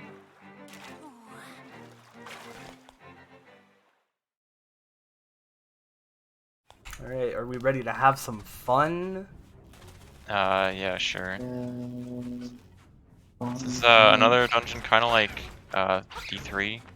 A lot of enemy RNG, especially this room is just awful. That was actually At the pretty very good. least, we only need to clear it once because another quality of life thing in this game is that like the shutter doors just stay open after you clear the room once, even when you revisit it. So even though we'll have to come back here later, that shutter will still be open, which is very nice because that room is just awful to clear. You can lose like 8 seconds in that room easily.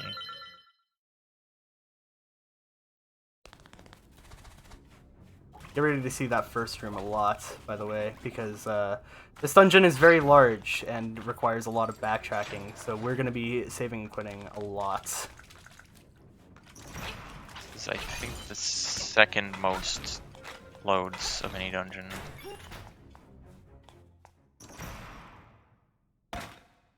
D8 has the most.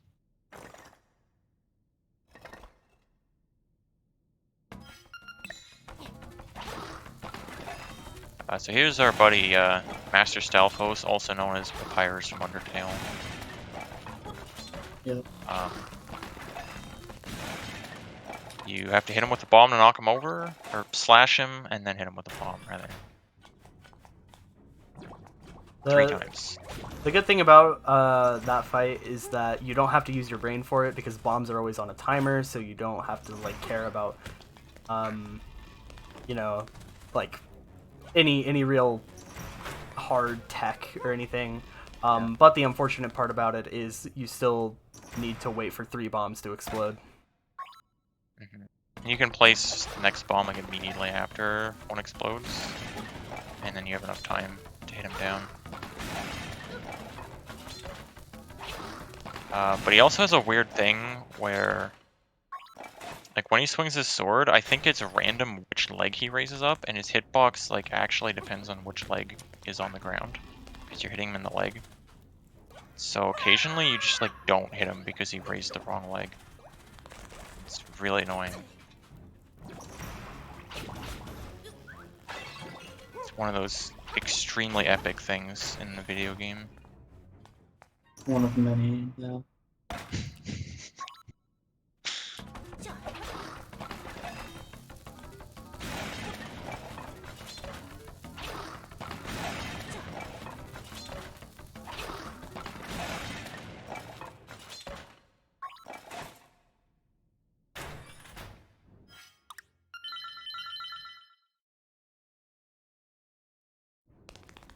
So after the third one, the fourth one is back kind of where we got our first small key.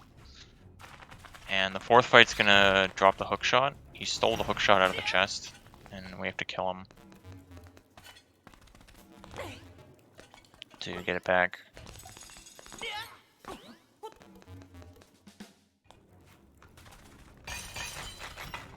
The hook shot is really cool in this game, though. I like it a lot. It's It's very, very... So, like, if you thought the jumping from the Pegasus boots, like, getting extended was really good, then the hook shot is that, but even cooler. Yeah, I also really like the aesthetic of it. It's like a kind of elastic string instead of a chain. Hmm. Honestly, I was very surprised to see this the first time I played this game. I think I actually screamed when I saw the hook shot. I was so excited.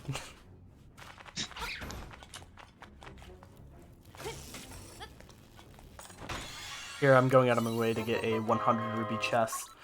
Because rupees are still very important to grab. Yeah, we still need a lot of rupees. So at this point, we just need the boss key, and then to go to the boss.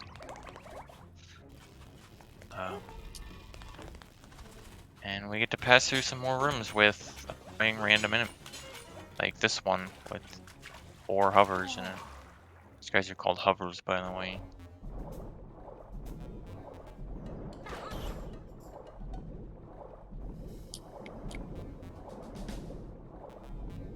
Luckily, we don't need to care about where that piece of power drops because we have the red tunic.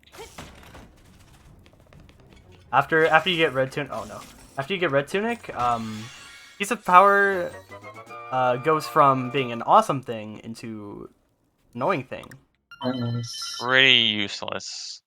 Technically, it does like increase your walking speed, but it doesn't increase your dashing speed.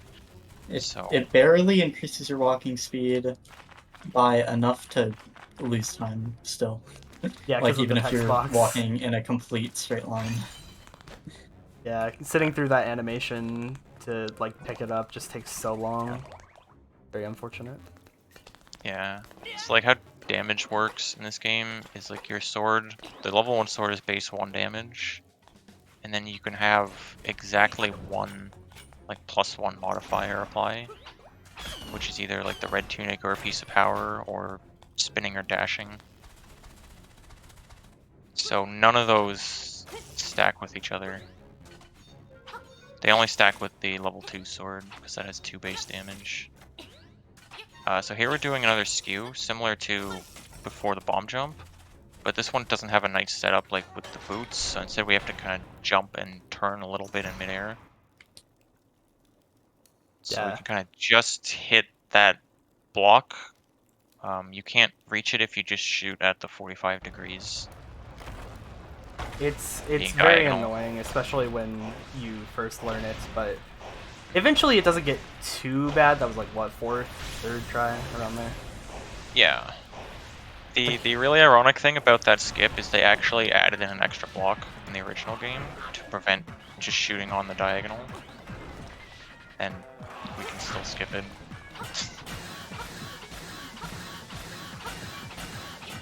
No. This boss is awful. It's No, RNG on- on which one of the 4. Aww. Yep. Then you have the tails, so sometimes you can't even grab them. Because getting hit by the tail does like interrupt your hook shot. And when he's low enough health, they'll start spawning these fakes that have the inverted eyes. And if you pull those out, they're just like a little worm guy that blows up after a few seconds. Oh, this is not good. Oh, please, dude. I'm gonna die. One good. No. Oh, No! No! oh my god. Damn. It actually happened. I'm so sad. That's such a rough death too, I feel like. Yeah, it's not ideal. Oh, yeah, Alright. because I have to... Wow. Go back, yeah. +5. That is probably one of the worst possible deaths. Yeah, I don't think this will PB, unfortunately.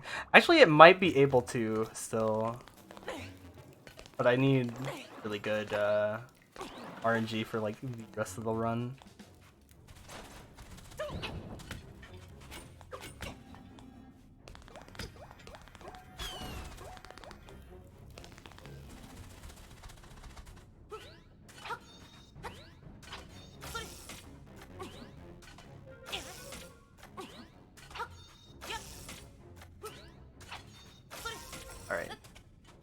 Kind of a weird thing with the skip is you can shoot from like deceptively far left, like past the corner. It's very strange. All right, one cycle now. Yep. Yeah, so I actually only died because I felt bad for not dying the entirety of the run by accident. You know, Yeah, it was Yeah. on purpose. it was actually on purpose the whole time. Everybody just got trolled, so yeah, you all feel foolish now. Yeah. All right. And believe it or not, this is not going to be a new worst segment from me. Congrats, I guess.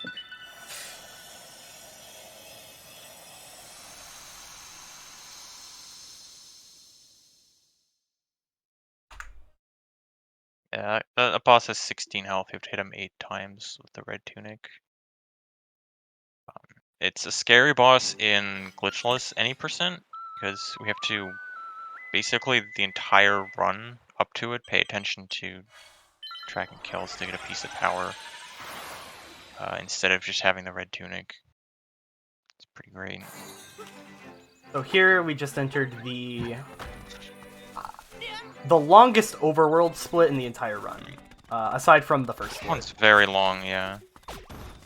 So the first thing is that we are going to go to the second Mad Batter to get our arrow upgrades. Very huge because we are quite low.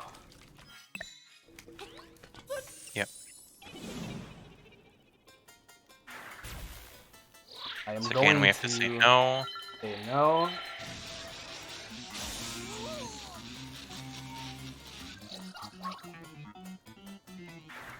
Luckily, we get to say yes the next time we see the guy.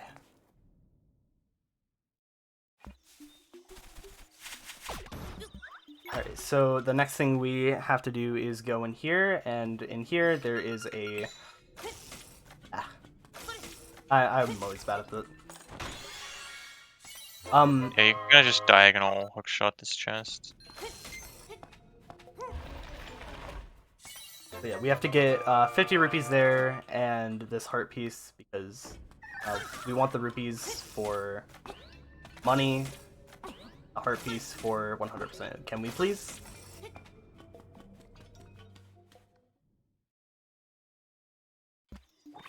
Queuing can be annoying sometimes. And there's a little more like trading quest here. Christine asked us to send this picture, definitely this picture of her, Yeah. to Dr. Wright. No one else, definitely not anyone else. Yeah. Looks just like her. Yeah, definitely looks like a goat lady. I think she's cute anyway, though, so she doesn't need to be doing that.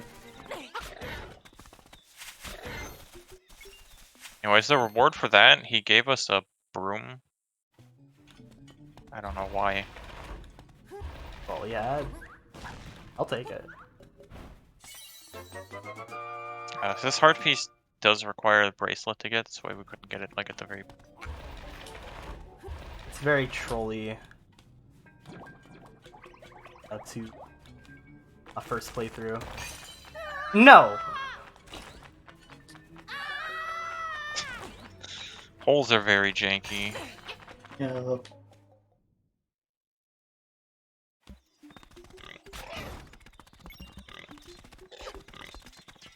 Here, I believe this is the last thing that we have to do in these woods is grab this seashell and start off. Yep. Out of Animal the village. mysterious forest forever now. Well, actually, wait. No, we There's do go more, though. through it one more time. Or actually, do you? I don't know. I don't know. I don't think we do. I know in Glitch you go through it one more time at the very top. But... Yeah. A couple more things to do in Animal Village now. There's this cave in the back that requires the hookshot to get a heart piece in. So, and also the walrus seashell. The stupidest seashell of all time. I actually forgot about this use of valid, but yeah.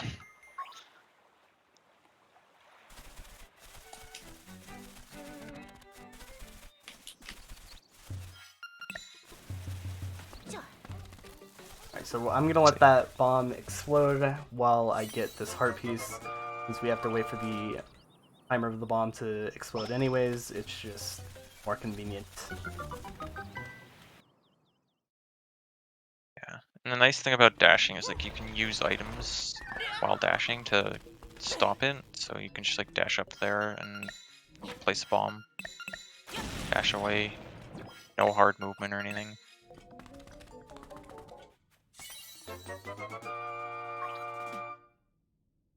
We get to Manbo out of here. Back to I think back to Animal Village still. Yeah, we're gonna be in Animal Village for a little bit. Yeah. So the next person we trade for with the broom is forget her name, the grandmother here. Who's like originally in Mabe, but she comes over here. We get the fishing hook. Now, this is one of my favorite parts of the OST, the part coming up. And in The under glitch the bridge. version, the glitch version of this route, and I believe literally every other category, You wouldn't get to hear it. Yeah, you don't get to hear this. 100% get to go in here. Glitchless exclusive.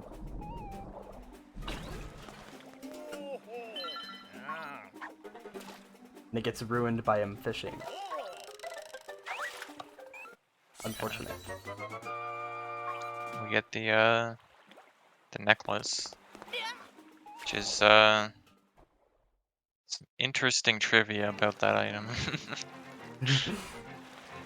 Yeah, so the mermaid here lost her necklace in like the original Japanese version of the Game Boy version. It was her bra, but obviously by this point it's just a necklace. But internally, it's still referred to as the pink bra, like in the code, even though it's a necklace. And like it already was a necklace in LADX. I don't know why I slashed. There's your fun trivia day. Oh, this guy sucks. Yeah, It's very Gets in the funny. way. fuck that guy in particular. One of the few enemies, just like normal enemies, that I tend to kill for the sake of actually getting him out of the way. So this is the final item of the trade, magnifying lens. Lets us see some invisible things. You're about to see that immediately, actually. In this house, right next to the grandma, is this Zora. He's normally invisible. We're not able to see this guy without the magnifying glass. Pretty cool. Then while we're here, we have to go visit our old friend, Princess Peach. Yeah. And she also gives us seashells. Thanks for sending her totally legit picture. So, now we're leaving Animal Village, and we are heading over to kind of an annoying area, movement-wise.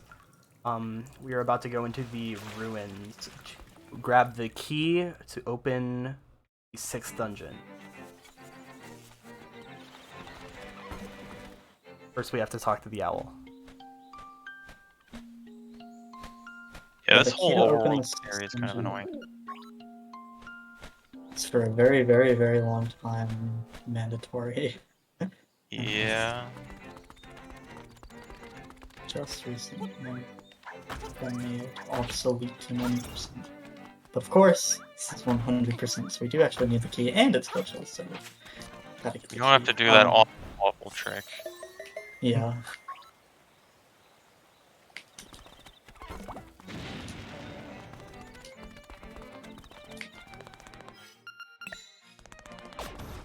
So this is the ancient ruins of the Armos maze, as we generally call it. The Armos are only vulnerable to arrows and bombs, I think. Maybe the boomerang.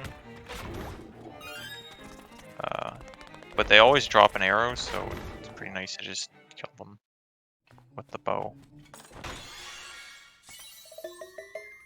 I'd imagine it's pretty crucial that they drop arrows. Yeah, well, they always drop arrows. Yeah. Even if you're low health, they still... Or like, even... They can't even drop piece of power. So... That was a fear for a long time.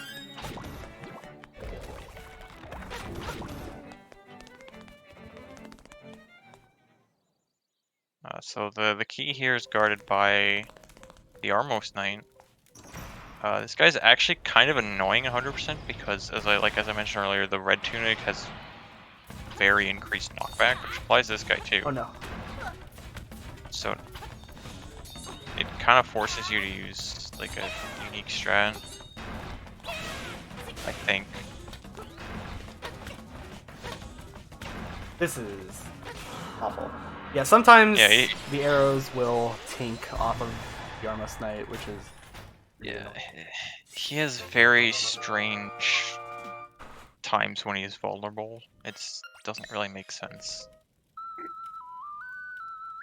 And you also can't hit him with arrows until you break his shield. At least not from the front. But hitting him from the back is also very difficult. Yeah, he just sucks, period. Like, I don't know. That's It's it. terrible.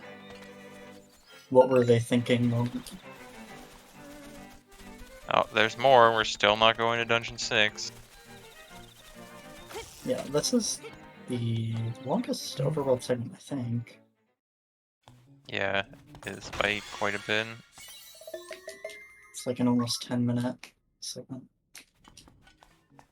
Or actually, more. It's like, I think my Glitchless goal segment. is like 14 minutes. Yeah, because I just remembered that Mm. also have to include the extra trading and stuff. I actually have it split up into two splits. One for entering the ruins, and then one for just entering Face Shrine. Just to make it a bit easier to think about. Yeah, Yeah. I do have to say I like how your splits are divided up.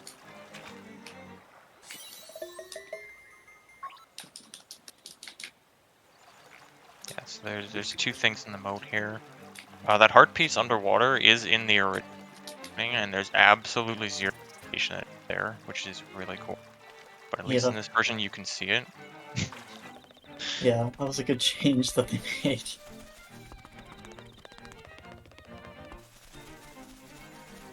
This really cool dash. Aw, Almost. I love Amazing. that dash. It is probably the best dash in the game. Because you just get to run for so long uninterrupted.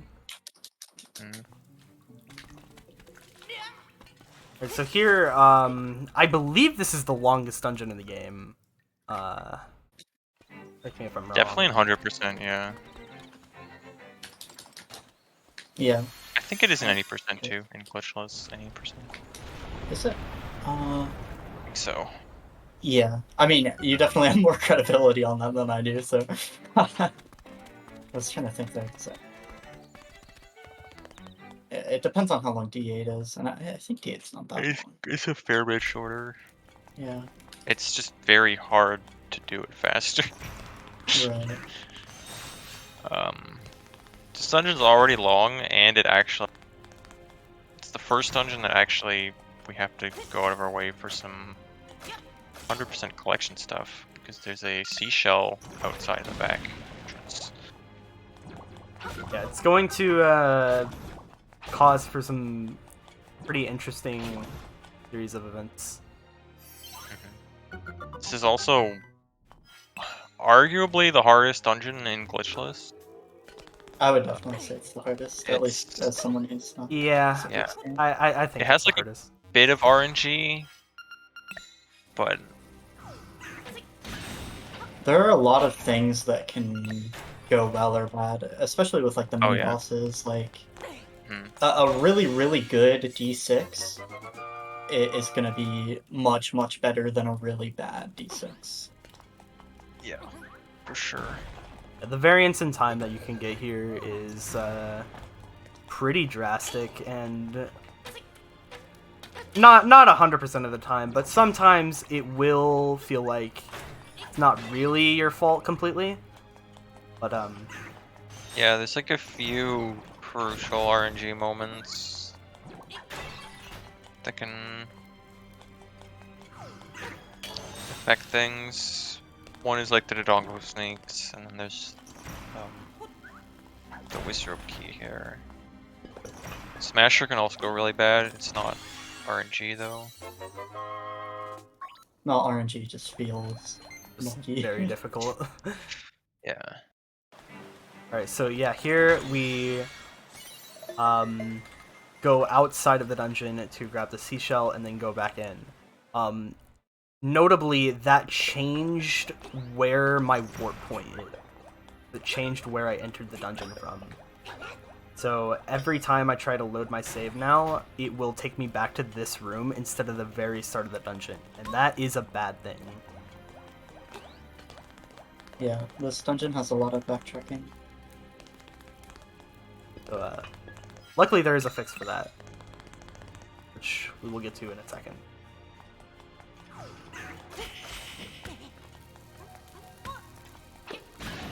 I almost got trolled really hard there. Yeah, it was good though. Alright, so instead of save warping, I'm going to play Mambo to warp myself back to the start of the dungeon, because if you play Mambo in a dungeon, you don't actually warp to an actual warp point, you just go to the start of a dungeon. And then I exited and then re-entered to reset my warp point, so now loading my save will put me back to the very beginning again.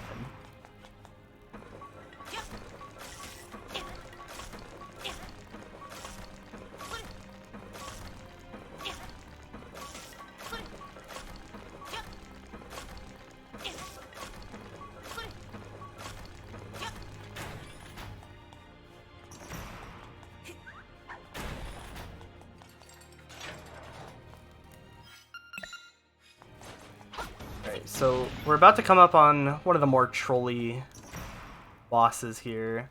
No! Yeah, so when entering this room, it's possible to grab the ball that you need to use to hit him before he grabs it first, but it's super frame tight. Yeah. I think it's like a 3-frame-ish win and requires specific movement. Unfortunately.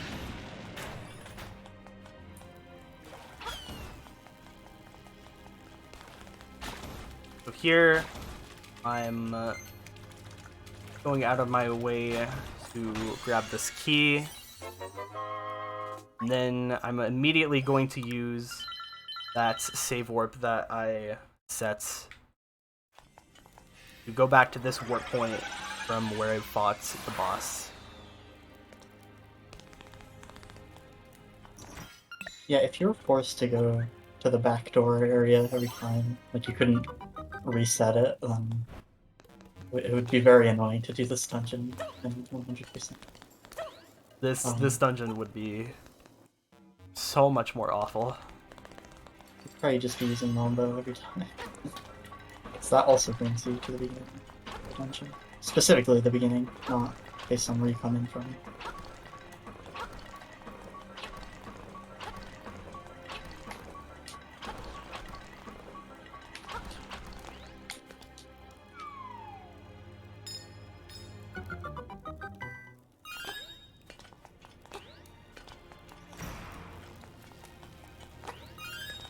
I have been trolled by this room before by accidentally missing the throw there.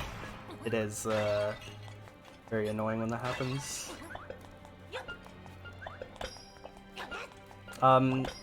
Uniquely in this dungeon, there are horse heads that you get to throw that act as kind of keys to unlock doors.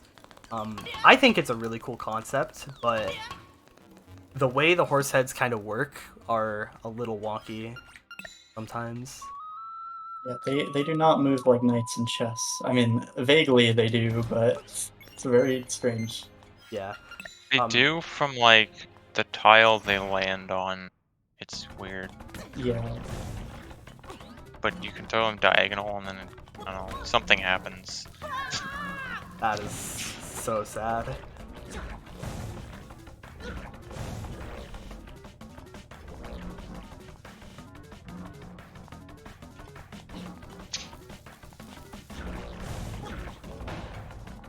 Yeah, so the unfortunate thing about this room is that it's again Dodongo snakes.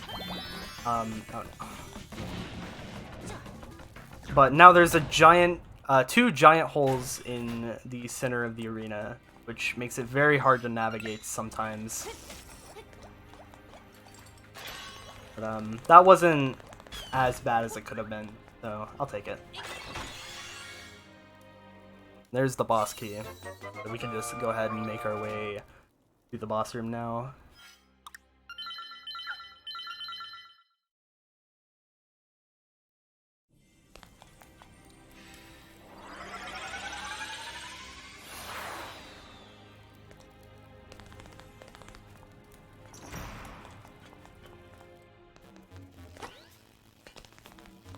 I almost messed up there.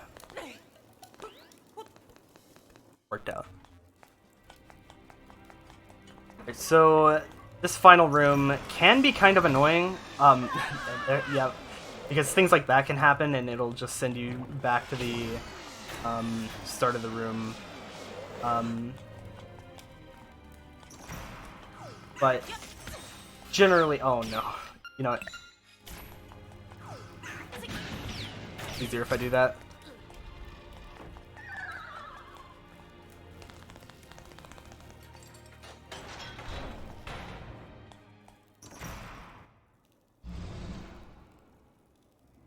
Alright, so this boss can go either really, really well or really, really poorly. It depends on if you miss or not, because the only way to damage him is with bombs and bomb arrows. So I'm going to have to be timing my arrow shots when the tiles overlap with his face. And sometimes you can mess up like that. Very unfortunate. Oh, wow, that didn't hit. Yeah, the idea here is just to shoot bomb arrows at the things he sends flying around the room.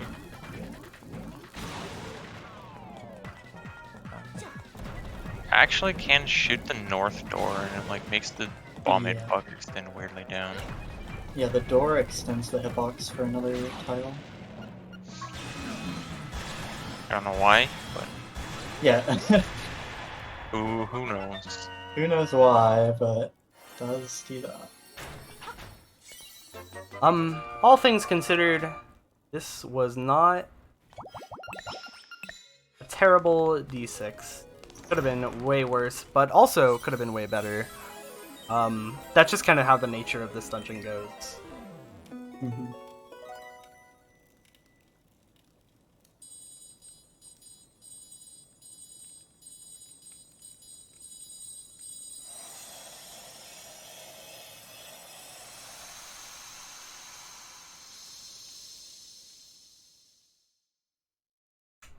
Alright, we're not there quite yet, but we are about to get to the split. It's gonna be very exciting. Stay tuned. Yeah, there's one minigame we haven't really mentioned much yet, but it's quite important in 100%. Oh yeah, this is Well, coming up first is the hardest bit of a world movement in the game True. to optimize anyway. We have to do the sign maze to Memo the frog. The sign maze has a bunch of signs, and they all tell you a direction. The sign in that direction, and if you mess up, then you have to start over. On the bright side, the path is always the exact same, so you don't have to There's deal a with... lot of optimizations you can do here, but Yeah. it's hard. Yeah, I actually, a little fun fact is that my first 100% world record, I think it was the first one I got, or maybe it was the second, it was one of those really early ones. I actually failed the sign maze and lost like 50 seconds. Yeah. But everything else went okay. I think my first... It's just one of those things where most of the time you're gonna do it correctly, but if your brain just like turns off, it's like really late at night or anything. I mean, I things recently happen. like did it in a glitchless run. Yeah. The sign that to my right just then is in kind of particularly really mean.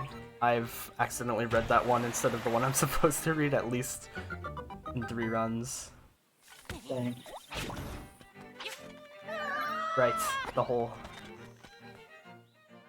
I always get caught up by that. Anyways, here I just spent 300 rupees. But it's all worth it. Dude, you can hear a frog singing.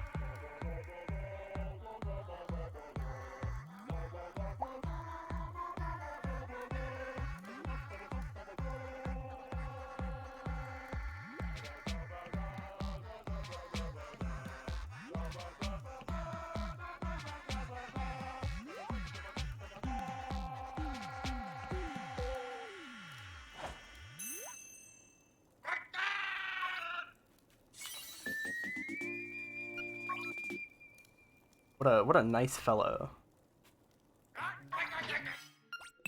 Sure, he's done nothing wrong to any person before.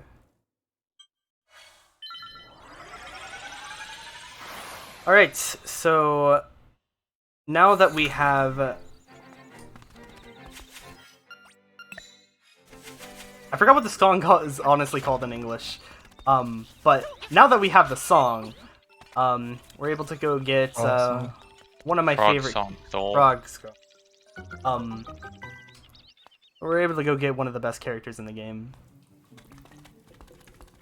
Good old Rooster. Luigi's pet.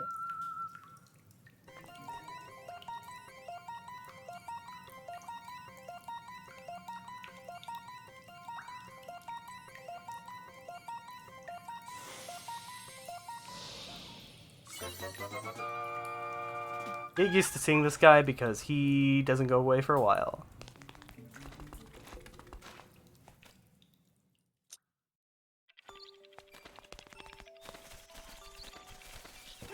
Alright, so coming up here, one of the most frustrating parts of the run, we're going into fishing. Yeah. We love fishing. Fishing is a tough minigame in this game. You have to catch 1 normal fish and 3 special fish. Among the special fish are cheep, bloopers, and old barons. Old barons are big blue fish that only spawn in the very bottom of the pond, and they are also probably the most rare. They're the hardest to find. They're about a 20% to spawn. And On top of that, you need one that's big enough, right. and they aren't always big enough. Yeah, each fish has its own size requirement for a certain reward. Like that blooper right there, you'll notice Blue isn't going for it because you need bloopers to be 100 centimeters big, you need old barons to be 150 centimeters big, And cheeps just have to be like modestly decently big in order to get the heart piece from them. So there's a lot of RNG, and also there's a bottle at the very bottom of the pond that you have to catch. That one's not RNG, but it can be It a little bit kind of hard to is in a navigate. way. Yeah, because you have to navigate around the Yeah. fish, and so if their cycles are bad, you can be forced to wait a little bit longer than you Yeah. might like. So for like actually catching the fish, you can only like reel in while like when it's not pulling against you. Mhm. And it's best to mash the A button, so it can actually be really physically tiring to do after a while. Yeah, you have to mash a ton, and also because of the amount of RNG there is, the percent chance to get a one pond pit fishing, to get perfect fishing, everything you need in one pond, is a whopping 0.27%. So it's very. I don't think anybody's gotten it in a run. Samurai Man kind of Yeah, got it in his old world record, but that required a fish respawning. Um, because if you wait long enough in a pond, then a fish will fill the gap of previous fish that you just caught. I was, I believe in my PB run, I was extremely close to perfect fishing, but I didn't have a Baron, so Yeah. unfortunate. No, it was a Well, blooper that I needed. Right. And then what for the else? bottle, in order to catch the bottle, you have to not have another fish like attack the lure while you're pulling it, and Right. they will, like they're out for blood. Yeah, they hate the bottle for some reason. You have to basically like wait for them to turn around, and it can be really hard to get it past the one on the right there. Yeah, sometimes they're stuck in a cycle where they're like alternating who's watching the like gap you need to go through, and so it's just like actually impossible to get past them until you wait for like 15-20 seconds. It's kind of like a stealth minigame in a way. That looks. I That looks think big that's big enough. enough. I Yeah. think it is, yeah. And also, this is really good for the bottle. Yeah. Yeah, If this is you big enough, it'll be a good generally fishing. want to get the bottle like right after you catch the Baron, because the Baron Right. always spawns in the bottom spot here. And the bottom spot is one of the hardest parts to get by. Mhm. Yeah, I think that'll be big enough. If it's not, it'll be barely off. The other cool thing about the fishing minigame is that, see, the 150 centimeter Baron is like twice as big as Link, so Yeah, Link is actually just tiny. Link is tiny, and that actually provides a good visual reference. Actually, I've used that before. To eyeball the size. Yep. Yeah, 150. Nice. Nice. Nice. Alright, that's a really good fishing, honestly, especially for a marathon. Yeah, that was. I was really worried that this was gonna go terribly. Honestly, there's a small chance of this happening, but it could have gone so bad that we'd be going over estimate, like well over. It's extremely unlikely that that were to happen, but it was a looming fear of mine. Yeah.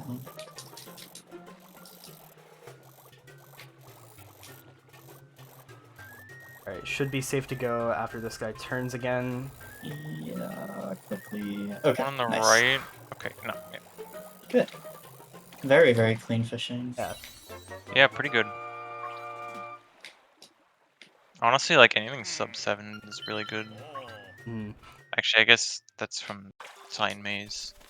But I'm not gonna split yet. Still good. I usually split till after I get the boomerang. I'm about to do right now. Hmm. First, we have to go kind of a wonky way to the seashell. Yeah, there's actually a cool, like, continuous dash you can do there. yeah, it's pretty nice. So this is the other thing we need the magnifying lens for. This guy is also normally invisible. To get the boomerang, you trade him bow, shovel, or magic rod. and then you can buy it back for 300 rupees. And there's a very nice benefit if you trade the bow and buy it back. He refills your arrows for some reason. Just Not a that we nice, really need it, but Yeah, at this point, well, I think it does help. I'm trying to think about it. I don't know. Actually, maybe not. I think you still normally have like 40 or 30 something. Like, Yeah. Depends on how well things go, I guess. just kind of like a weird carryover from the original game where there's not enough item slots in the menu. So you're supposed to like trade one out for the boomerang or trade it back. Alright, so when heading to Angler's Tunnel, I did mention that there was a second opportunity to grab the heart piece that's in this room. This is that second opportunity, but it is annoying to grab that now, because the rooster can actually get in your way. You can bonk into him, and it can be really annoying to just deal with it. It's very similar to Bow Wow from earlier in the run, but the rooster is a lot nicer. Yeah. Yeah, This this is, is definitely preferable to Papa. Oh yes. So ultimately, you're on the way to Dungeon 7 here. To get another dungeon key here, this is the last one. The bird key, which requires the rooster to get, very fittingly. There's a few ways you can do this room.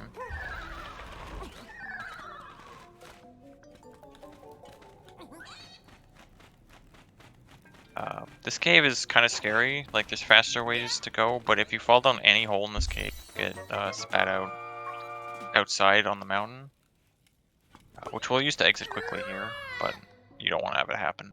You get here.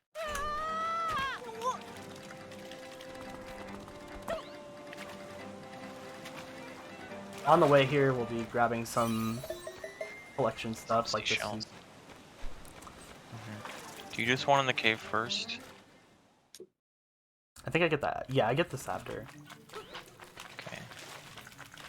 I always had the route like that, but I think it's faster to do it on the way to D7.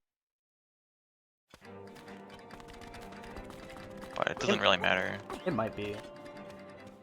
It's just you get like a nice diagonal lineup from that entrance, but other than that, like, it doesn't really matter. The nice thing about... Ooh, nice dodge. That was close. The nice thing about the route in this game is that there are a lot of different points where you can get something at one point, or you can wait until a little bit later to get it at a different point.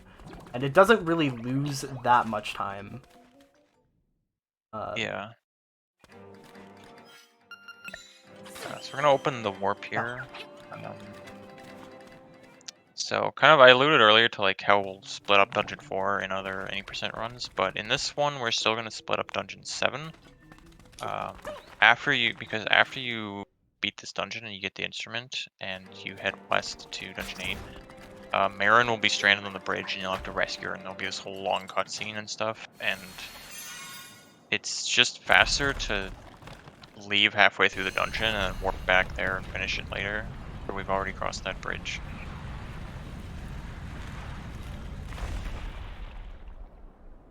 Yeah, that's actually one of the unique things about Glitchless. Like, in glitch categories, you split D4, but in Glitchless, you split D7 instead. I mean, well, Glitchless 100%, I mean, sorry. So I think you do still skip split D4. 100%. Yeah. So this dungeon is a notorious nightmare casually. It's like extremely confusing, but most of the dungeon is like actually useful. Run, it's pretty straightforward. We have the route we need to go through. There's not like a ton of enemies to worry. Yeah, the Honestly, like, the main threat of this dungeon is accidentally falling too early, which... yeah, or like throwing the ball in the hole or something. I generally consider this dungeon to be like a bit of a break late in Glitchless, just because it's a little under 5 minutes long. Well, any percent anyway, it's longer here. And it's not like that hard. So it's a bit longer than 100% because there is another seashell. I guess all the last 3 have something extra we need to pick up. We're actually going to meet a very unique enemy that you only see once in this run. It's very cool. Oh, you do the seashell here. Nice. There he is. You get to see Kirby for a little bit. Kirby. Amidst all the Mario enemies, there's also Kirby for some reason. Yeah. That's the last time you'll see him. There's also like the urchins on the beach are from Kirby Oh yeah, that is true. as well.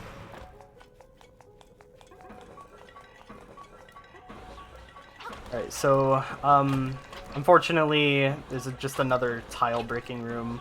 I kind of hate these rooms, because they're just kind of, boring. All Yeah. you're really doing is waiting around for all of them to come towards you. This one isn't too long. Yeah.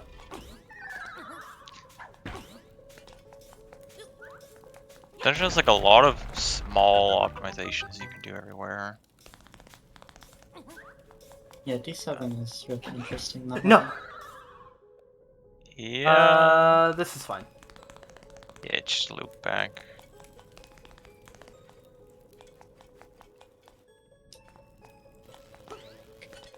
And there can be like, if you're really trying to pinch the frames, like, it's just like small differences in how the ball bounces that matters. It's kind of weird.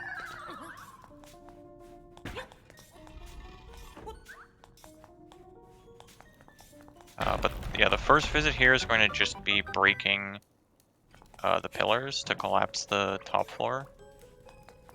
And then normally after that, if you were doing it in one trip, you would just like go back to the entrance and take the warp up to the mini boss. So that's kind of where we just split it and then we come back later.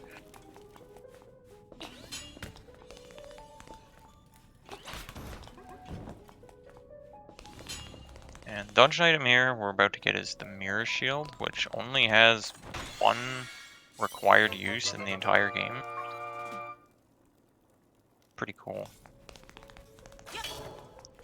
A really cool item. At least it looks nice. Yeah, it does do useful things, it's just only required in one place. Like, you can block BMOS with it, and you can, Block Moblin Spears with it too. yeah. And they Also, actually like, do. Eagle's feathers can only be blocked by the mirror shield. Oh, I actually never knew that. It's pretty cool. So really hard mini-boss. Yeah, I had to really use my thinking power for that one. Wait, was that Sans? Oh my god. Oh my god. Toby Fox has been sticking his fingers in too many Nintendo games.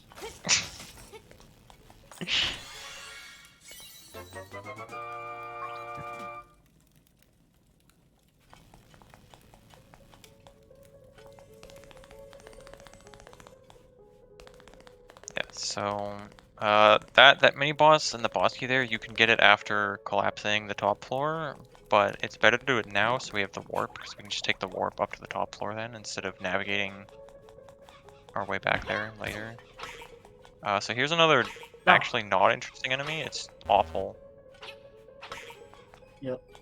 Makes me What were lose they will to thinking live. going You just have to hit them 3 times. And stop them on the same suit. But they're also like, they're solid, you can't walk through them. So depending on their RNG, you could actually lose a lot of time there. These things should be like in your way.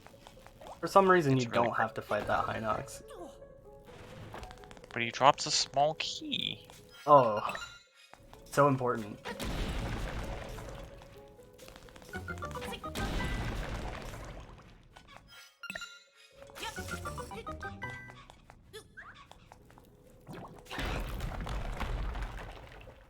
Alright. Pretty unfortunate D7, but overall it was alright. The mistakes that were made were not run ending. What am I doing?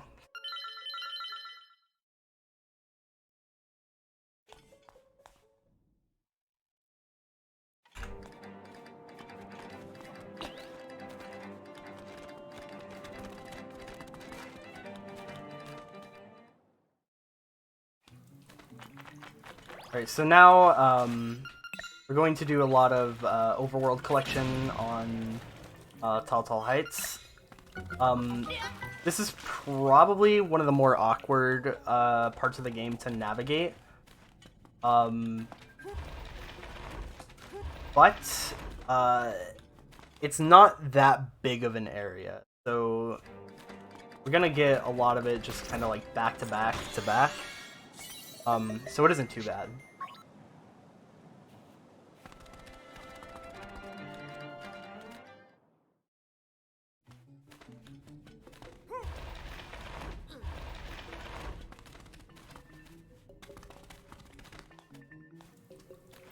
Yeah.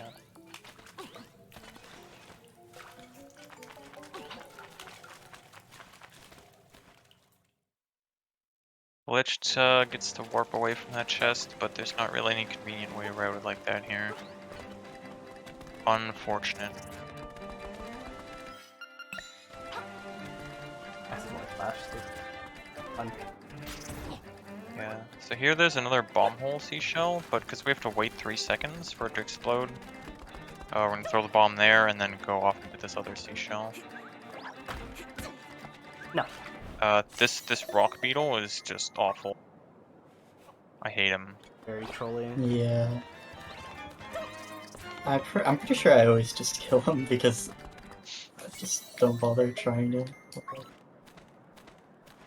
It's also unfortunate, like, the only realistic way to throw the bomb in that hole is from the bridge. It's kind of a detour, Yeah. but, like, there's not really any other way to do it. It's kind of a deceptive hole. Like, it's actually very specific in terms of where it wants you to Yeah. throw it. Don't forget this heart piece. True.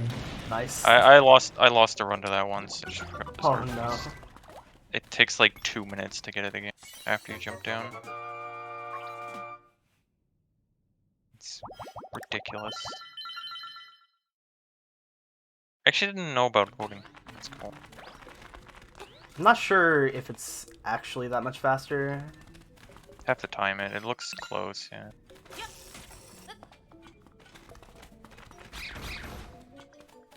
Probably depends on how good your movement is. There's another good RNG section. We got the boulders. It's absolutely completely out of your control. Sometimes you just cruise right on through. Sometimes this happens like 3 times if you get knocked off the top. Great. Made my any percent run much worse than it could have been.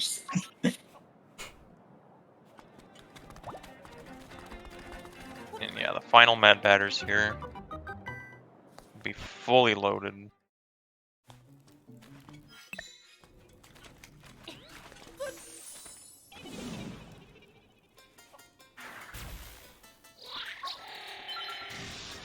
So this is a dust upgrade, and I grabbed backup dust in D2, so I was relatively set on dust anyways, but if you don't grab that backup dust, you're going to be very low around this part of the game, and this is kind of a savior because you need dust very, very soon. Yeah. That's unfortunate. Dust is actually mandatory for a few parts in this game. Especially in D8. It's kind of interesting because dust is like used in the very beginning of the game and then also at the very end. And almost none in between. So you end up going through that cave just to get the warp.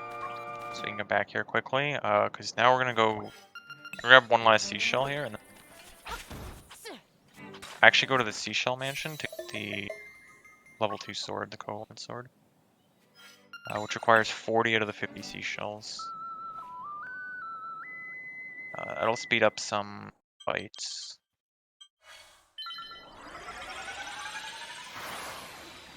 So Yeah, because of the way the damage works, we'll be doing 3 instead of 2 with the red tunic, so it's 1.5 times.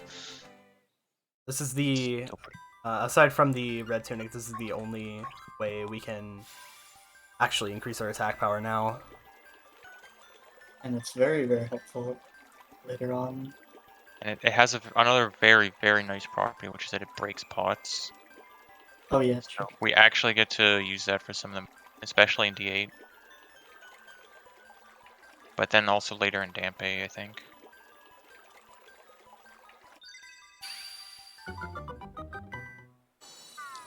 It also has sword beams at full health, which don't usually matter much. There's some nice little optimizations in Dampe with those, but Yeah, there's like one dungeon where the sword beams save some time, but yeah.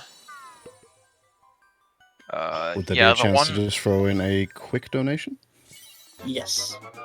Yeah, we've got a $5 donation from Sega Star, who you may have seen earlier in the day running through uni races. That takes us up to and over the $650 mark, which puts us less than $100 away from our current goal of $750, which is absolutely insane to be saying once again. So we're doing fantastic, gamers. Looking forward to seeing hopefully that number continue to rise. And yeah, keep it going.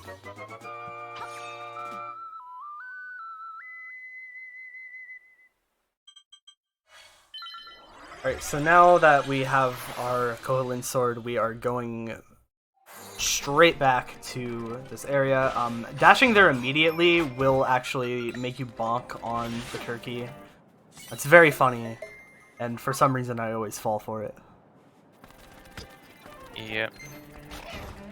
So we also picked up the seashell sensor there, which dings when seashells are on screen, just like you saw.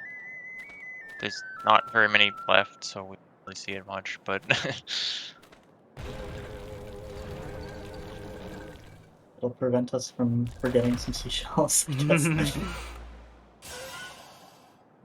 It's very useful when you forget a seashell and you run and you try to figure out which one you missed. Yeah. Which my first run happened to do. Yeah, we've all been there. yeah, Desperate, I clamoring around. yeah. So this Turtle Rock is make pretty quick work of. Yeah, once you're fully upgraded, a lot of the bosses become pretty trivial, even the ones that are harder. Okay, nice. That guy's like partial RNG. He can take a while to actually like swoop down to attack you, which can be extremely annoying sometimes.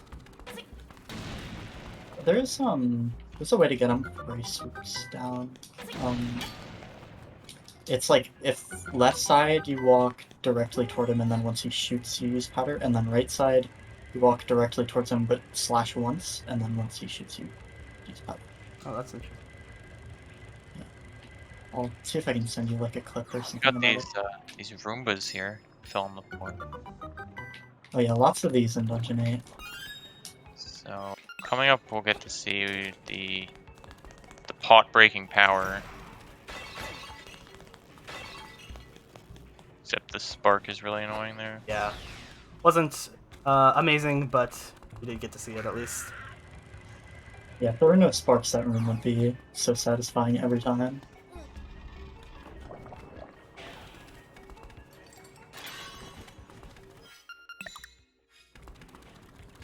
So this dungeon is also normally very confusing casually, but there's these kind of unmarked bomb walls. They're only marked from the other side. They're kind of just meant to like escape that middle area. The goal is overall to like find how to get into that middle part. If you just know to blow up the wall there, there's not much to this dungeon really.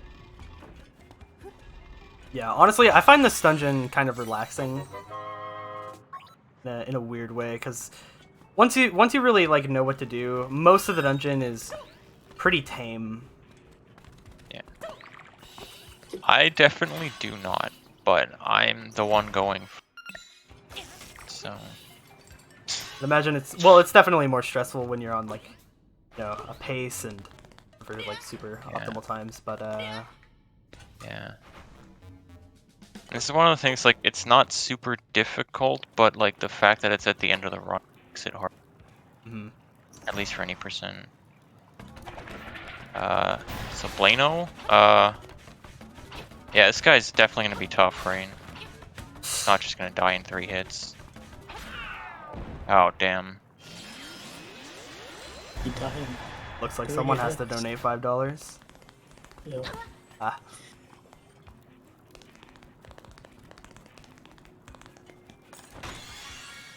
Sometimes Blano can be a little bit annoying because his hitbox for the gloves are actually kind of large. Yeah, he does a good job of blocking a lot of hits. Wow. So this dungeon also has a back entrance, but if I'm remembering right, we don't actually have to play Mambo because we just routed to us like towards the end of it. You still play Mambo, but Oh yeah, we play Mambo, we don't have to reload. yeah. Yeah, that's right. Also, there's a good use of our level 3 attack power. Killed that Hinox in 2 hits. Damn. It's not even a threat in any percent. Poor guy. He's only a threat in, well, true any percent. Yeah. When you've got to do a frame perfect trick off him, he's a little threatening.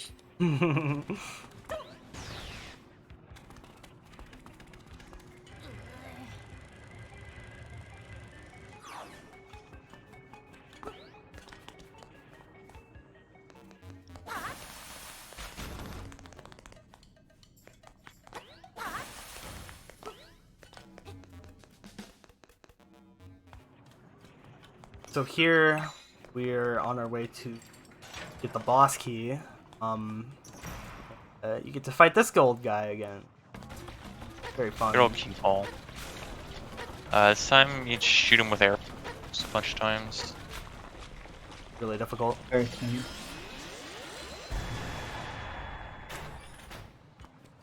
If you mistime one of your shots, it can kind of cause disaster. Yeah. Yeah. But if it all His- goes well, it's... Yeah, his face can't be hit. You have to hit the squishy backside.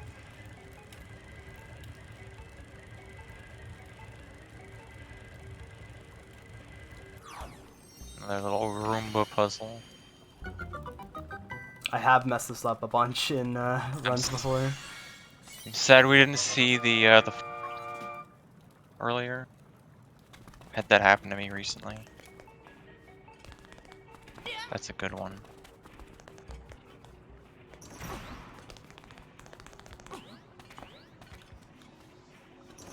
Alright, I'm gonna grab this just for, like, super safety. I don't think I'll actually need it, but I, since You this might is as a well. marathon run, gotta be super safe, Yeah.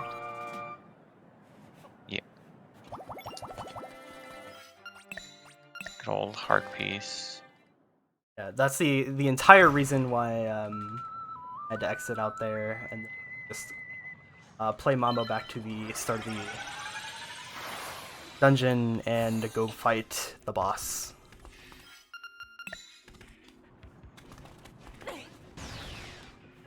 And honestly, this is among the worst bosses. Oh, I agree. Yeah. I hate this guy so much. I hate this boss too. Terrible. You will see why in a moment.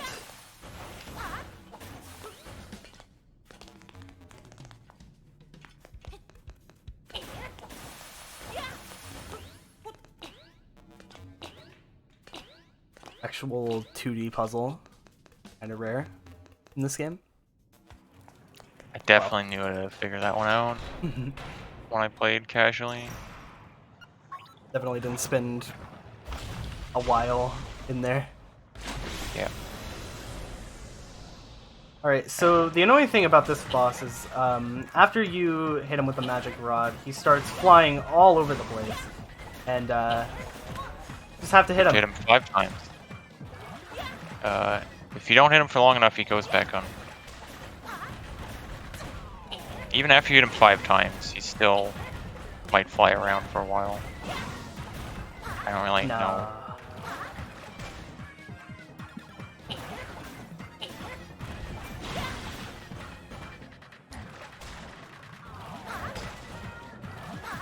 This guy sucks. He's just a lot of RNG. Yeah. When it goes well, I would say this is the most satisfying boss, but that's only because it never goes well. Just kind of relieving when it actually ends up pretty nicely. But despite that poor boss fight, that was not a terrible D8. Yeah, definitely.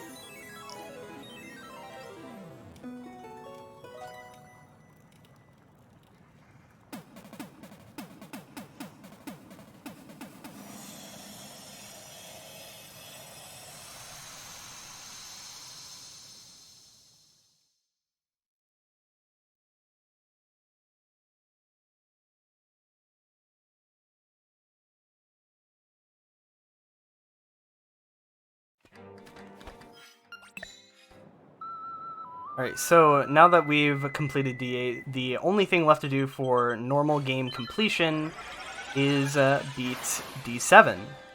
So that's exactly what we're going to do right now. It's going to be the quickest dungeon segment in the entire run. We're basically just going to be in there for like a couple minutes. The only thing we have to do there is fight the boss. Yeah, all in the name of skipping a beloved Marin cutscene. Because we don't have time for romance.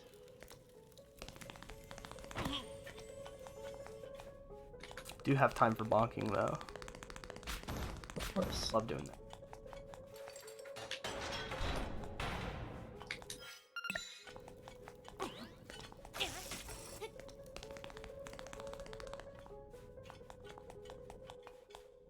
As you can see from the last time we went to this dungeon, the Goombas have become abundant, taking over.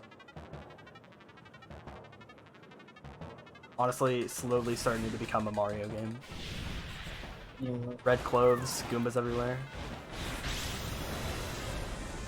Jumping. True. If any video game has jumping, I mean, they're basically just stealing from Mario.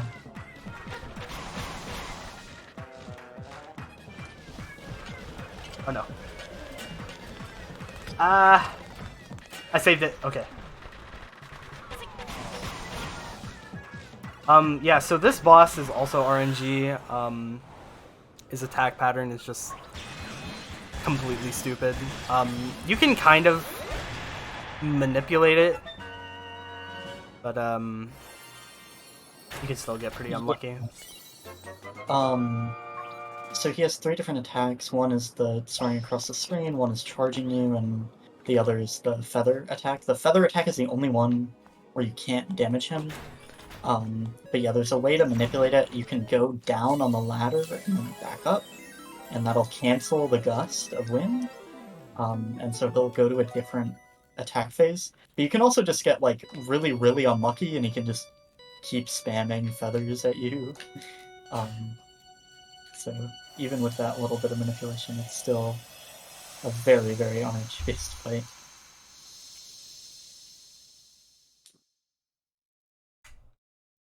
Alright, so we're now going into another mini game splits. It's been a while since we've had one of those. Indeed. Pretty tough one in Glitchless 100%. Yeah, normally when I get here, I always make a safety save to be completely safe. Yeah. I will be doing still.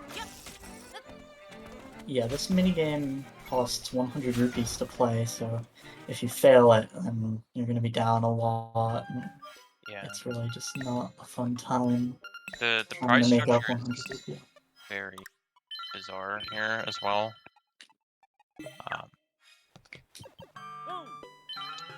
I was actually away from home, so I don't know if you explained it. No, no, yeah. Okay, yeah, so we have to do the race 3 times. There's 3 rewards for beating it in under certain time thresholds. Under 45 is a heart piece, under 35 is a seashell. Under 30 is a chamber stone. And like if you do it under 30, then you get, chamber stone. Next time you do it under 30, you get the seashell and so on. If you get one of those prizes and you're under 30, then you get 100 rupees. If you're just under 30, without one of those prizes, you get 300. So like it pays for itself if you go under 30 and get one of the prizes. So ideally, we're gonna try to get both the heart piece and the seashell. They're like here on the same trip and get under 45. But it might be hard now. Oh no, I don't think I make it. But yeah, because if we do it like that, then we can just do 2 races straight through to get under 30, and then have those games basically for themselves. Yeah. Yeah. Unfortunate. Do I load save? I don't think I do. I think you're fine, because all the remaining games will pay for themselves now. Yeah. You're Yeah, down as 100%. long as you just do it quickly. Yeah. Yeah, so because like getting above 35 like doesn't give you any money anyway. That's why ideally we want to grab those loose ones and go under 45 at the same time.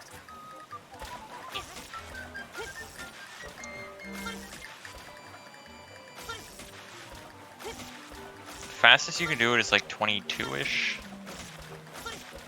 Depending on your IGT abuse.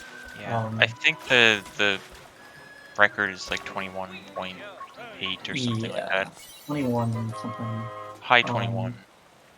Usually like 22 or 23. Yeah, so there's a little quirk with in-game time in this game where, so every time you pause, the in-game time freezes, but you can For like 1 frame. save frames by doing that. So like you can like, Yeah, it's not like specifically useful. You the save bigger 1 thing- frame of in-game time per pause, I think. Yeah. So there's like a pauseless category and a pause category. For the most part, nobody has tried grinding it so hard that like they're pausing every frame perfectly. But there are some little tricks you can do to make it faster by like equipping bomb arrows and getting damage boosts. Yeah, there's like a weird glitch. You can like damage boost yourself down the river before the time actually starts. Yeah. It's a very scuffed IL. It's pretty bizarre. It's definitely worth checking out if you've never seen it. How much money do we need for trendy game? It's not that much. It's like 130, I think. I think so. If it's Dampe money, I think we're fine. Yeah, we're more than fine. Right, you did get quite a few backups. Yeah. Yeah, and we haven't done Dampe yet. Which is like, I think it's like 140 on average. Then it's random how much you get, but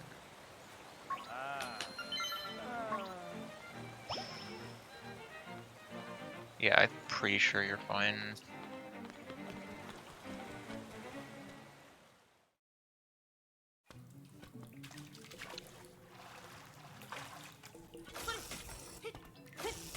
Alright. So this is the last heart piece that we're getting before leaving here and going to fight the final boss. That may seem a little strange because There's still a lot of things that we need to get still. There's still 2 missing hearts. There's still some seashells, some chamber stones. We are going to be getting all of that in the post-game. Yeah, there's one thing restricted behind post game, and it requires us to beat the game before Yep. getting it. It is the final figurine in Trinity. Yep. I don't know why they made that design decision. Yeah, Considering it's so strange. the island disappears after you beat the game, but I feel like they probably planned to put more stuff in post game besides just the Bow figurine, but they ended up like scrapping it or something. I don't know. yeah, I think there's some damp-based stuff maybe. I don't know. I don't think any Damned stuff actually gets unlocked by post game, as far as I know. I mean, as a result of getting the final figurine from post game, you get a chamber stone. I actually don't remember which chamber stone it is, but that's something.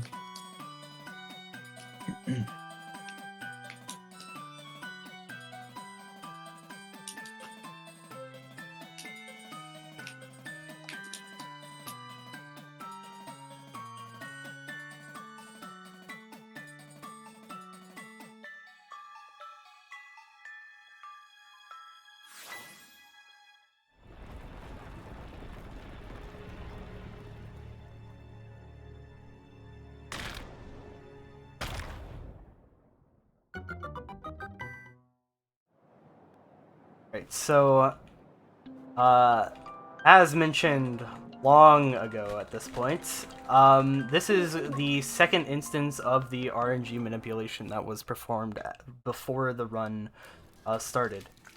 You want to know how long before? 3 months ago. Yep. So here, usually this path is completely random, but since I already know the path, I know that it's right 4 times, and then up once, left twice, and then up another time. What? What did I do? It's up. Wait, it's up twice more. Ah. Oh, is it? Yeah. I forgot to split. 4. I should have reminded you when you said up one more time, but It's okay.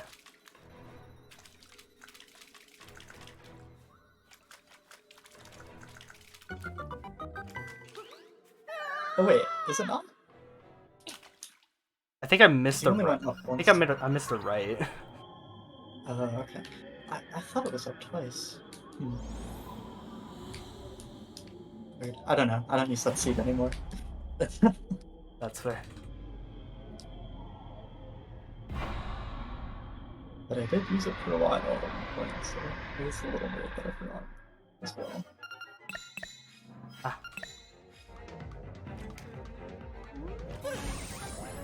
So this final boss has a bunch of different phases. This first one is very, very straightforward. You just have to hit him with dust.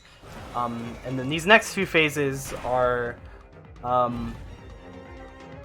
just brain dead, really sword slashing. This one is RNG.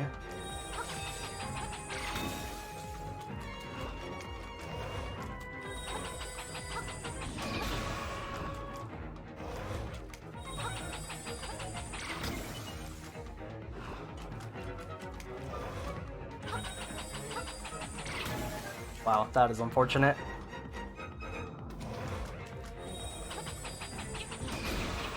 Okay.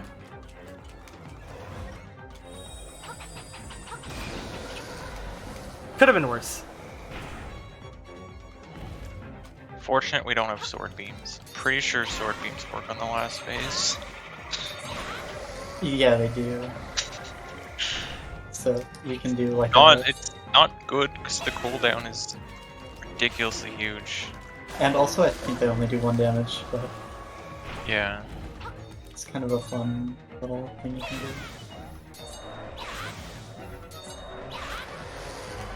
Alright, this is the final phase of the fight now. Honestly, this final boss fight isn't really that hard. However, I did used to struggle with it starting out. And I died twice to the Ganon phase. Because I didn't understand how Yeah, to damage Ganon him. is it's really the toughest part. Yeah, and 100% having all the stuff really makes it still so easy, even more easy.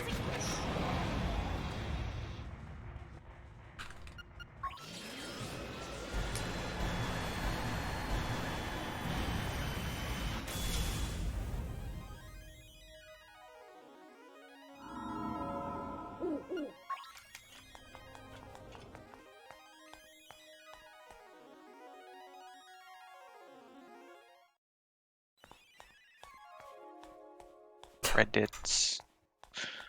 Yep, now we get our port mandated break time. Yep. So after a few text boxes, we get to watch a cool little cutscene and then a very, very appreciated credits break where we have a lot of downtime for. We can just, you know, go get a drink, use the bathroom, stretch a bit. Yeah, it definitely Sulk. really helps when there's... Yeah, or sulk. In the opposite case. Yeah. Speaking of which, conveniently, I do have to do something non-speedrun related at this moment. Now would be a great time for donations. I will be back in, like, 30 seconds.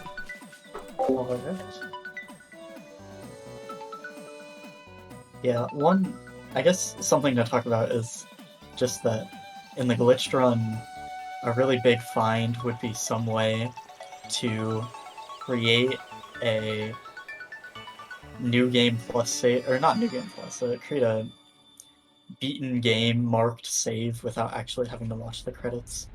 Yeah, that would be big. It seems pretty grim. If you die after beating Nightmare, and then make a save in there, it actually doesn't do anything, but it does glitch your Mambo permanently until the next time you beat the boss. So that Mambo doesn't work in the overworld, which is pretty funny. So, That's very and the way you strange. would kill yourself is by having bombs equipped after you kill Nightmare, and then you just blow Yeah. yourself up. Hmm. But yeah, it just breaks Mambo because I guess it thinks you're in a dungeon or something, so you can't use it. Or you're in the egg, I mean, so you can't use it. Right. And then, yeah, because I don't know, it's interesting. And then there's no way to die once the cutscene has begun. So, as far as we know, no credits skip yet, but maybe one day.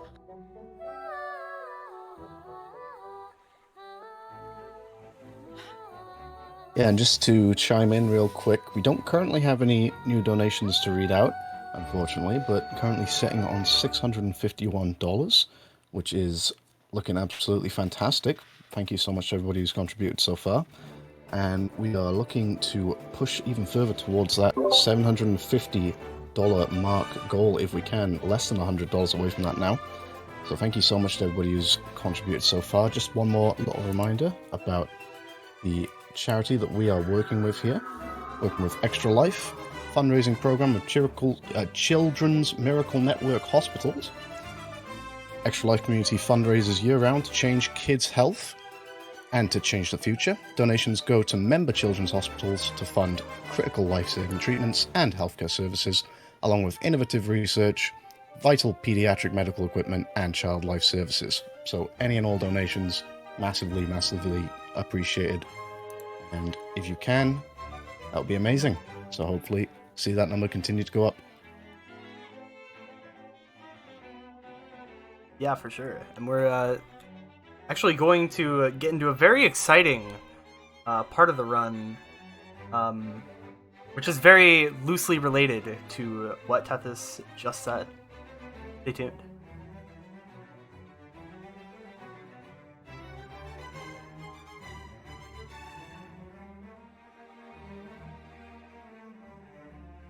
Yeah, I mean, surely there won't be any more deaths. Oh yeah, I mean, there's Surely. no more boss fights. Like, Right, surely. and you've got so many hearts, Yeah. so you'd have to be something to fool.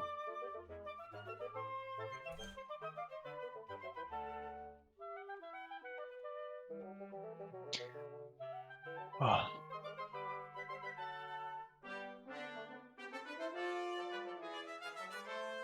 It is very, very nice getting a hand stretch break. Yeah. Yeah, it's honestly pretty great. No need for any pause rules or anything because we just have an actual really good break. 2/3 of the way through. Yeah, because aside from this, the next like best break is probably the ghost cutscene. Isn't very long. Yeah. It still requires you to kind of be there for the text boxes. Right.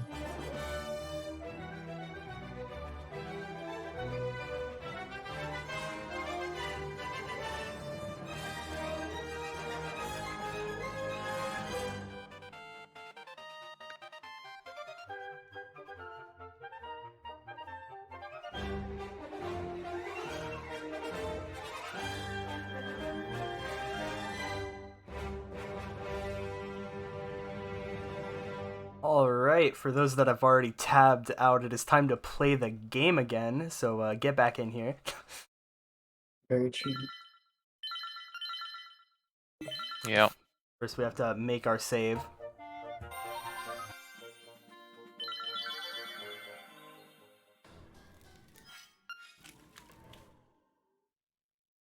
Let's not forget to split at least once this run.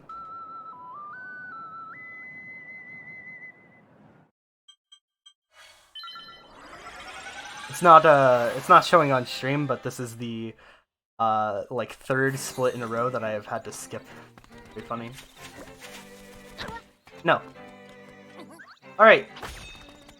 So, we have a very distinct lack of chamber stones right now, and that is because most of them are locked behind this shop.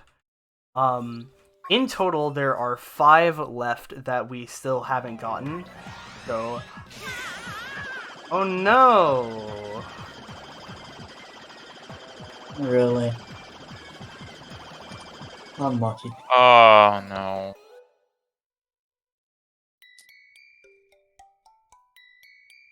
This game is just too hard. Yeah. It's over. This is the second chamber stone we're sealing.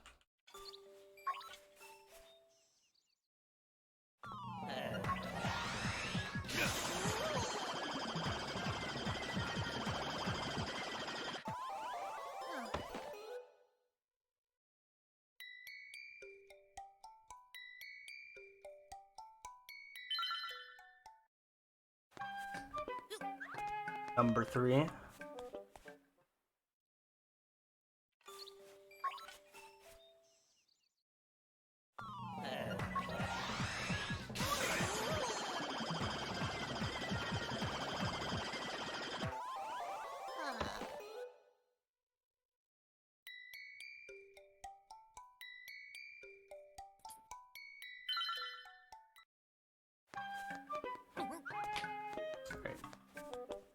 On the 4th one now, so we only have to enter the shop this one last time, and then we're on to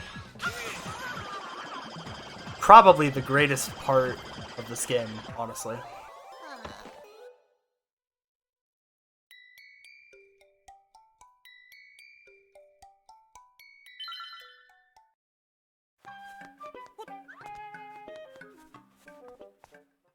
And there we go. We no longer have to enter the shop, so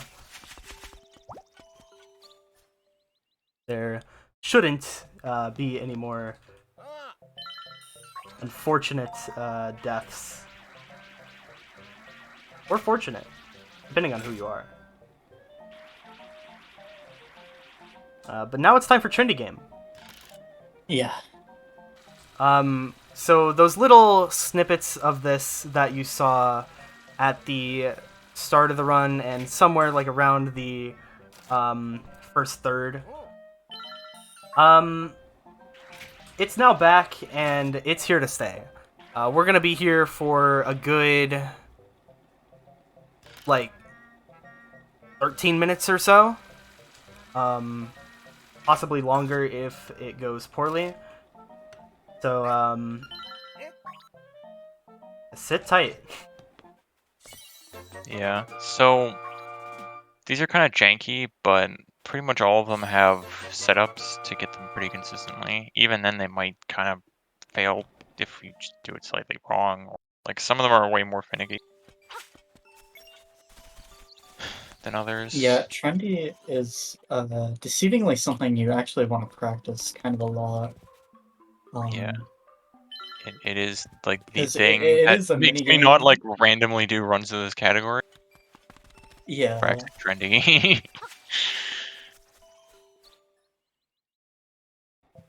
Because being consistent at doing the setups will help you when other things go like poorly. Like sometimes things will randomly fail in trendy, even if you're doing the setup perfectly, like Bow Wow, Seashells, etc.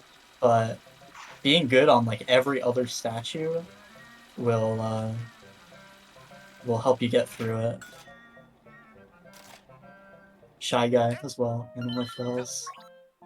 Yeah, and then like in a situation like this where you have to pick up one of the moving platform ones, it's usually better to just reset the game and do the setup again than try to figure it out. Mhm. I like how blown up the heart is. It's huge. Yeah. Bigger than the heart piece, Yeah. which heals you all the way.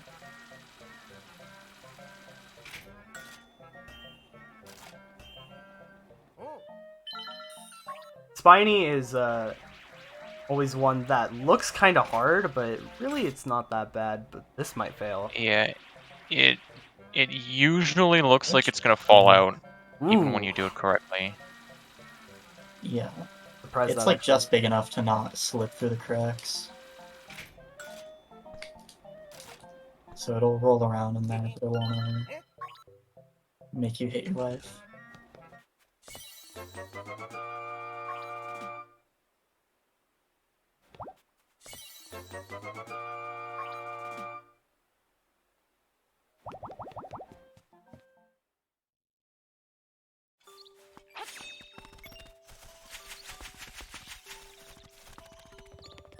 All right.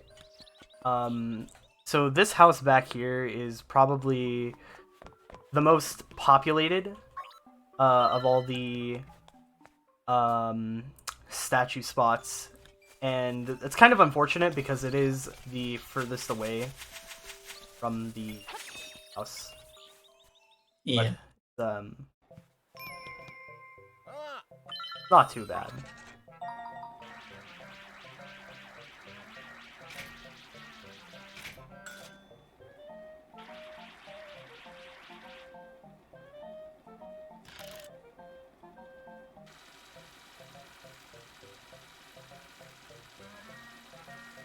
Boo's another really easy one. That one, he'll just always like line himself up in the crane. It's very nice. But here's the Yep. next seashell. And we do this setup like this, without having the horizontal movement, it's a lot more likely that we can grab it successfully. Yeah, it's honestly really unlucky that that failed, to be honest. It- Yeah, sometimes it just happens, but Yeah. second try on seashells is pretty good, Yeah, very good. especially since I got first try on the other one. Right.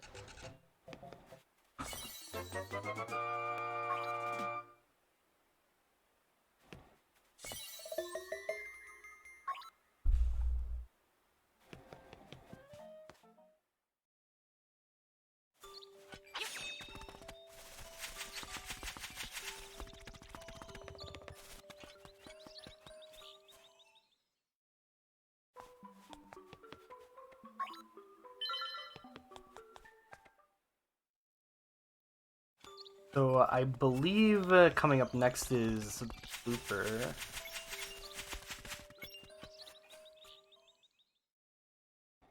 Oh no, it's Cheap Sheep. I forgot about this one. Yeah.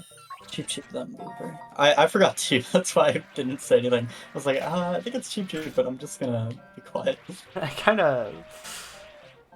Cheap Cheap is very, very forgettable. However, in my PB I did fail Cheap Cheap, so maybe I shouldn't be bullying it too much right now. Yeah, I mean, it's normal to fail everything at least once. Like, I've failed Cha-Cha before. I don't know, it happens. But yeah, Blooper coming up next is actually a pretty tough one.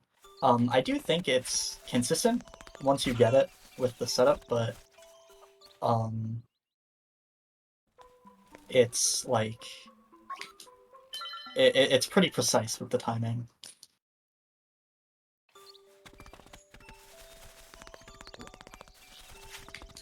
Nice. President Bonk there.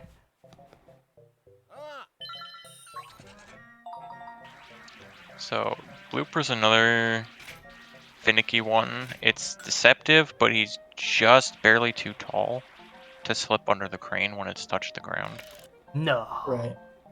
So we have to have kind of a specific setup that makes the crane go straight down onto the Lands blooper, instead. so it doesn't like fully touch the ground. And there, unfortunately, I could probably try that again, but I'm not gonna risk it. Yeah, I don't think I would. That heart is kind of sketchy.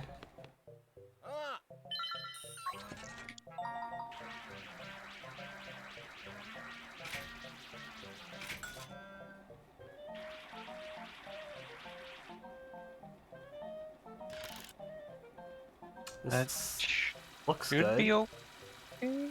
Yeah, Yes. that's fine. Second try You never really know. is all right.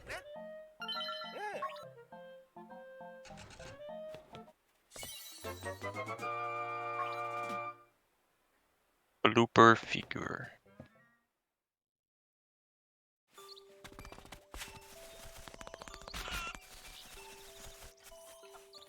My Cucko's invincible, he's fine.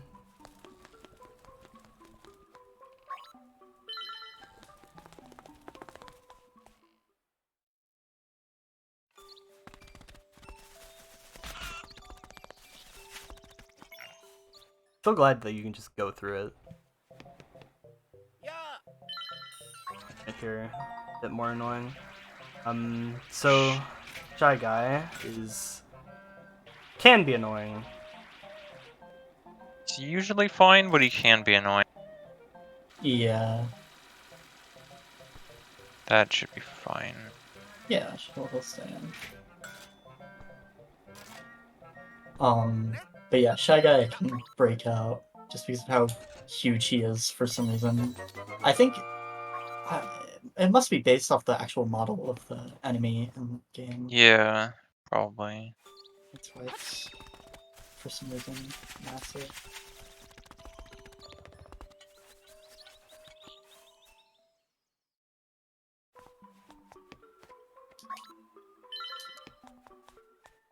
Alright, now we're getting to the very fun ones.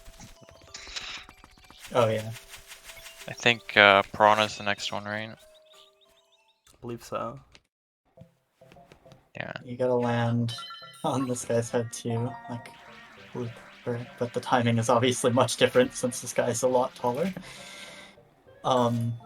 This one's actually like kind of consistent though. Yeah, I definitely think this is one of the easiest ones, despite its size. Back when I didn't know the setup for this, it was miserable. Oh yeah. But once you know it, it's pretty good.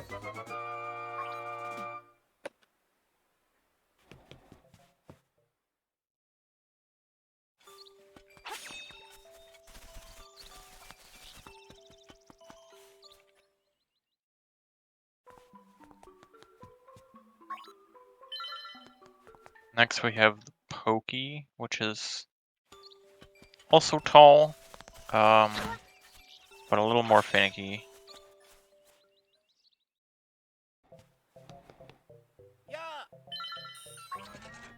At least he's not moving.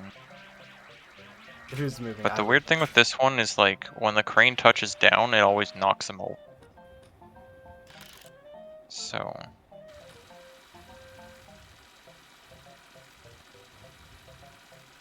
yeah, that's fine. A cool quirk with this one, I think it's some other figurines also have this, but sometimes when it drops onto the conveyor, it can get stuck on there and you won't be able to pick it up and you'll have to reload. Yeah. It is very frustrating. Sometimes it happens where like it falls off, but it's still partly on the conveyor, and then like the game ends, but you can't actually grab it. It just doesn't have a hitbox. That's always cool.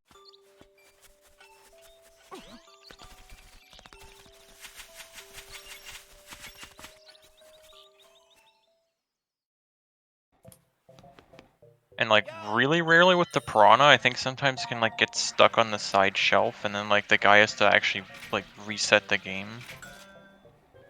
Like he actually has dialogue like, oh, you know, I gotta clean this up.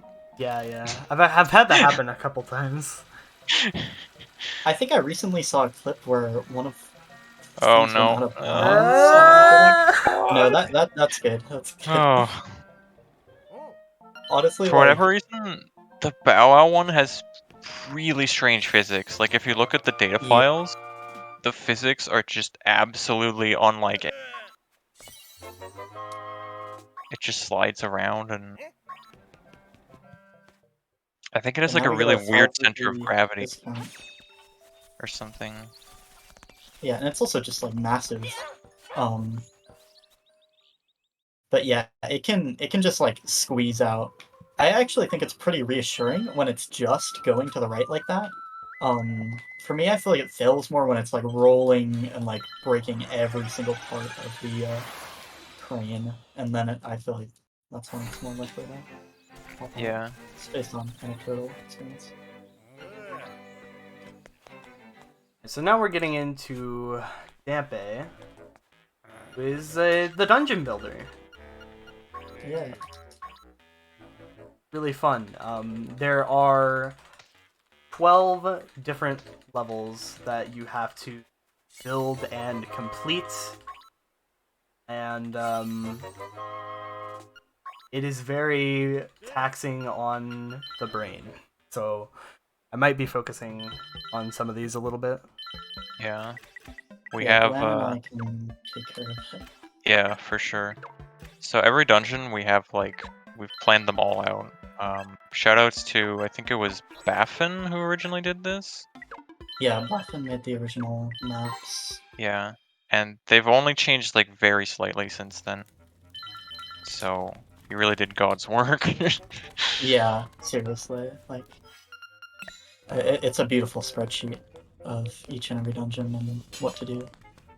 It's optimized for Overall, yeah. Overall, the plan here is we want to put in as many rooms that like don't really have enemies and stuff like that that we can walk through. But all the dungeons have kind of their unique challenges. Like some just pre-placed rooms, some force you to place like a certain amount of locked doors and keys, or like a certain number of chest rooms. So all of our like planning takes all that into account. The overall structure of each dungeon, you have like an entrance and a boss, and some of the rooms have chests. There are locked doors and stuff, so there's going to be enough small keys to open the locked doors, and the last chest you open is always the boss key.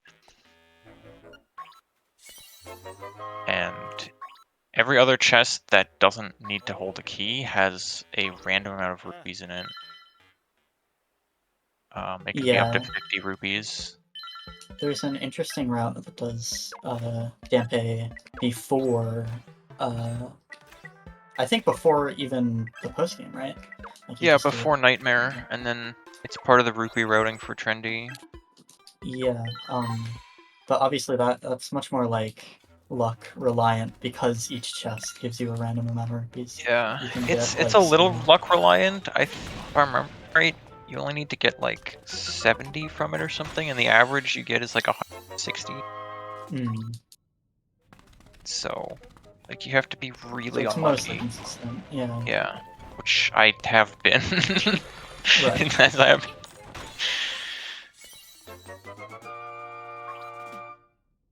Yeah.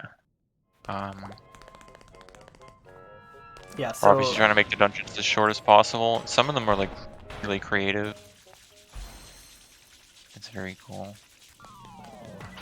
you will notice that literally every boss fight in this entire segment is going to be Moldorm. That is simply because it is the boss that takes the shortest amount of time. It only requires 2 hits. Very, very easy.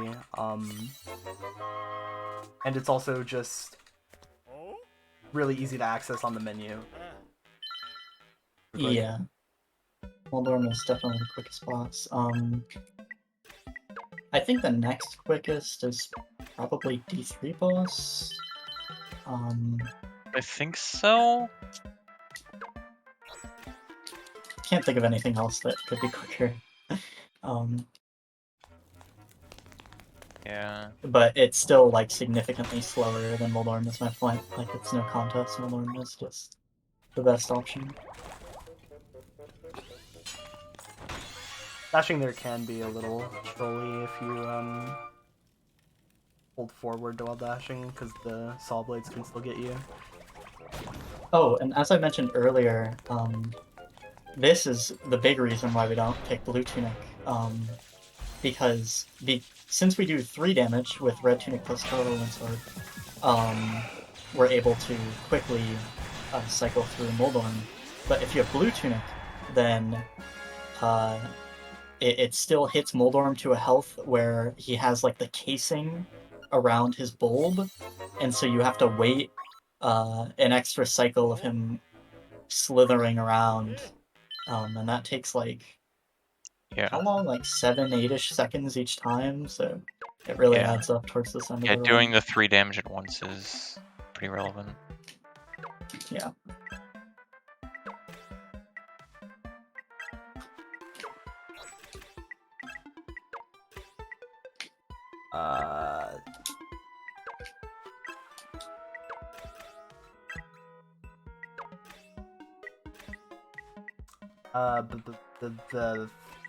Wait, I messed up. Hold on. Oh, okay. Sometimes you can get tripped up like that. Yeah.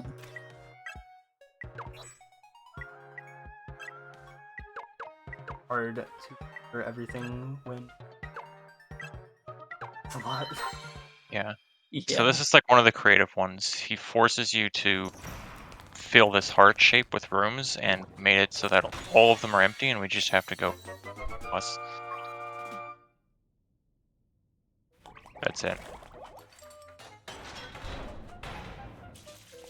Because if any of those other rooms had chests, we'd have to open all the chests to get the nightmare key.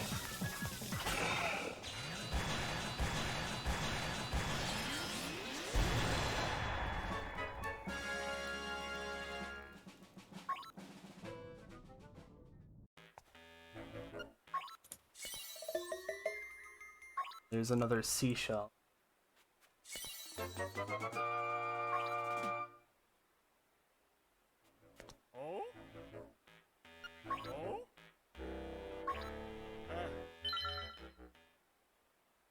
Alright, so we're on to the second page of things, which is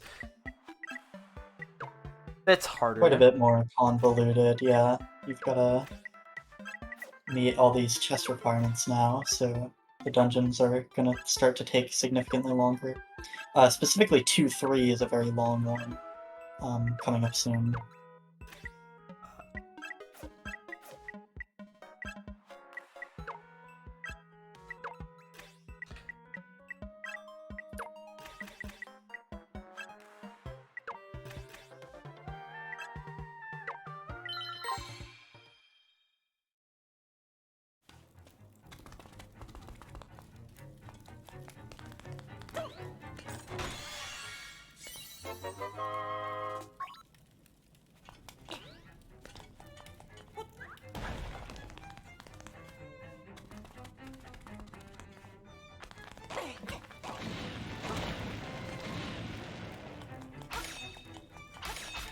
The unfortunate part about some of these rooms is that in the original version of the dungeon, they're just freestanding keys, but here you still have to actually open a chest.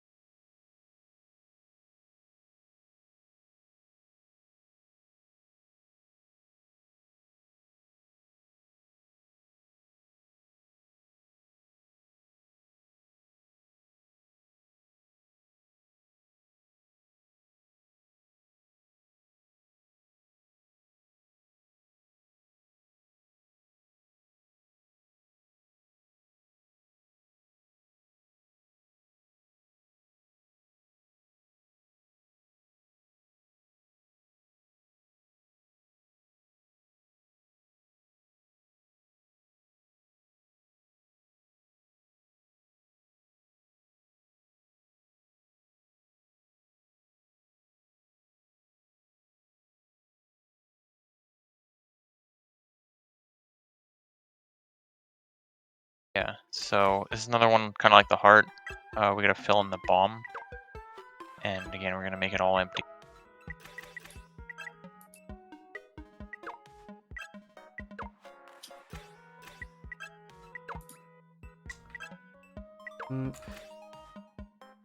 But yeah, it's pretty nice how it works out in terms of routing.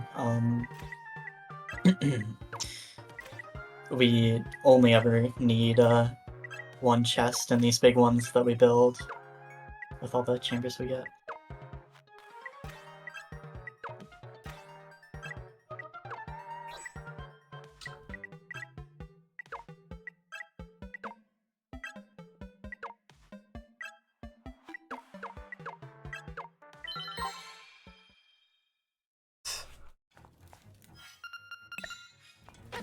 Sometimes I forget that the chest is behind this, and then I just completely move past it.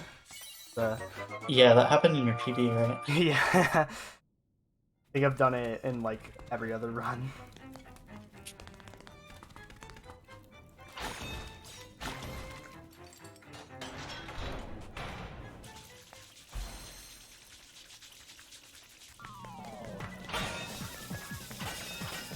Oh no!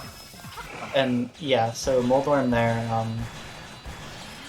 you can hit Moldorm like right after it does a full spin, even when its tail isn't poking out yet, but it's pretty hard to get the exact timing right. That's part of the optimization in Dante. Alright. One. That's not the retile. That's not the retile still. Ah!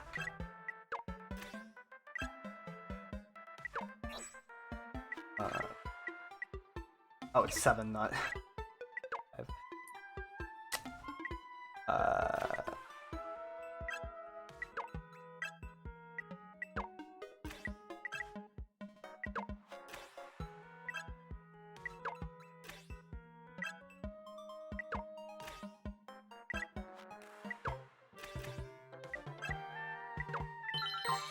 That could have been.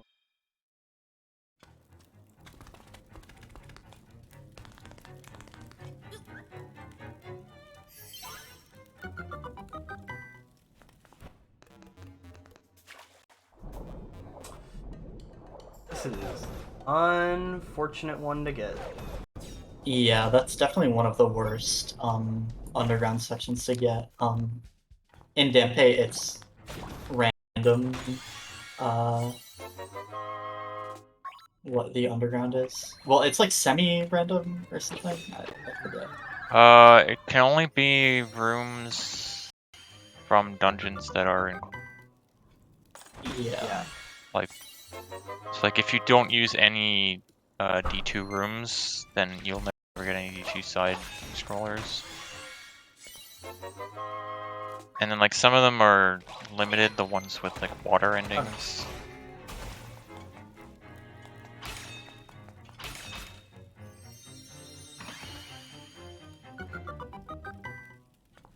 Rooms like that have weird requirements. If you remember in Color Dungeon, you didn't have to kill those enemies to progress to the next room, but since those like tourney doors don't really exist in the Dungeon Maker, the new requirement to or is kill all the enemies.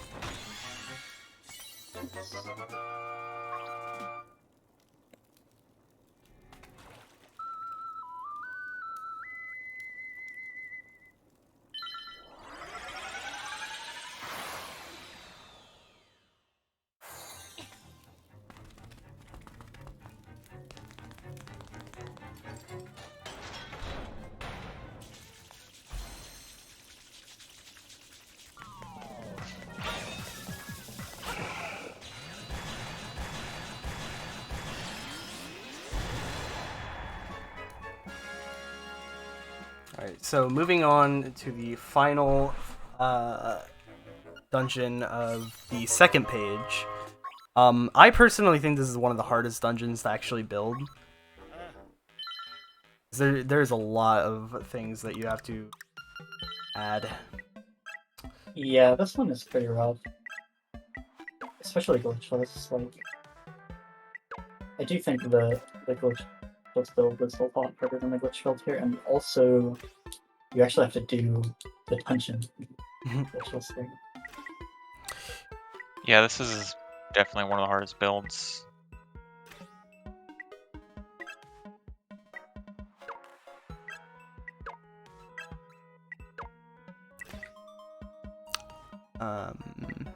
Yeah, so we're gonna fill the corners with mostly non-important rooms.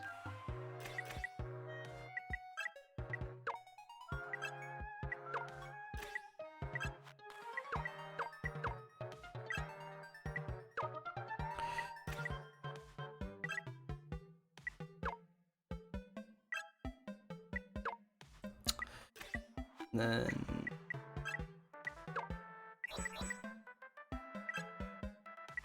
okay, not the worst. Yeah.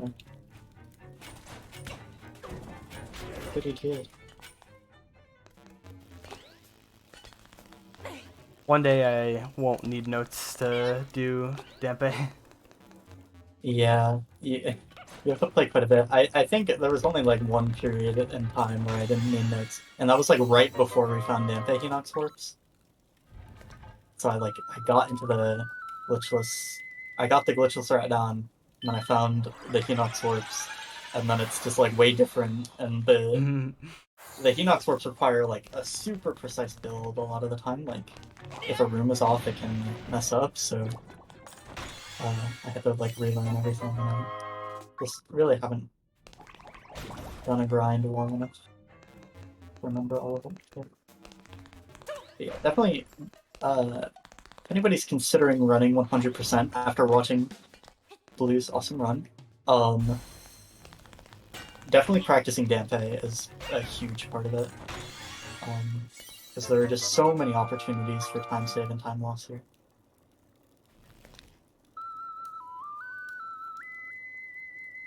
Yeah, and the worst part of it is there's not really RNG involved. Right, yeah. So, well, actually, that's kind of the best part of it, because that means you can get really good at it. Mm-hmm. But, yeah, if you don't practice it, it's just like, you're losing minutes. Yeah, it's tough. Like, you have to, even just like on the builds, I mean, mostly the builds, and then it's like,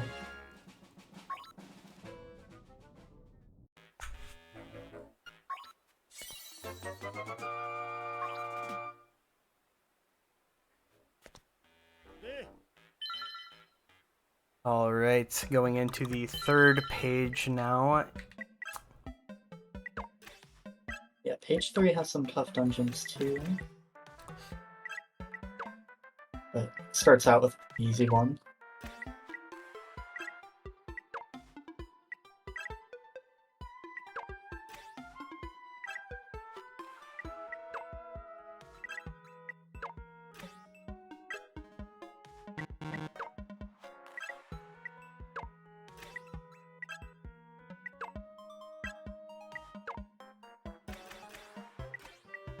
Oh no, what did I do?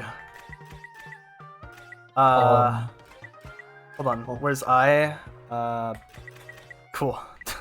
That was almost awful. There you go. Yeah, I was... forgot the letter names, but I was gonna describe the room that he painted. Whenever I accidentally like miss a menu like that, what I do is I just try to find the last page that I was on, like on the last tile, and then go from there. Right. Yeah, that's good. Otherwise, I just get completely lost. But that was backed up pretty nicely at least.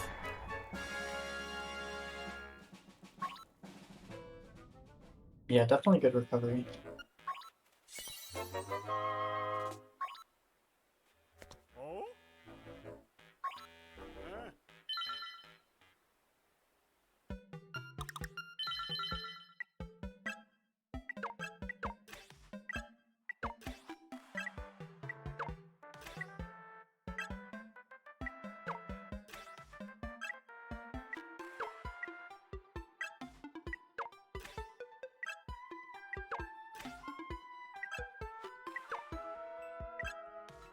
Yeah, another films one that will be extremely short.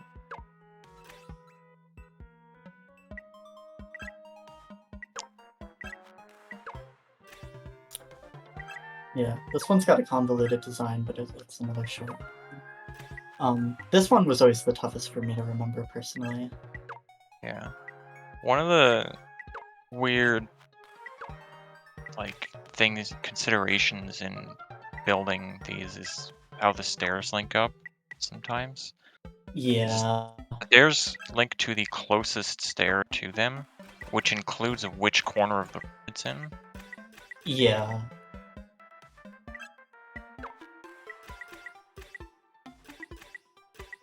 Okay. I had to do alphabet backwards for a second. Good.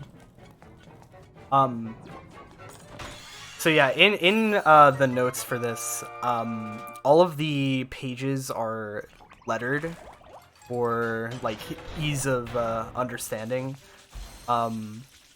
So what I have for my notes is I have all of the I took the spreadsheet and then I color coded every single one and then added squares that tells me how many R presses I need to do to get to the page that I need to next be in. And it's helped me a lot, but sometimes if I misread something, it can cause disaster.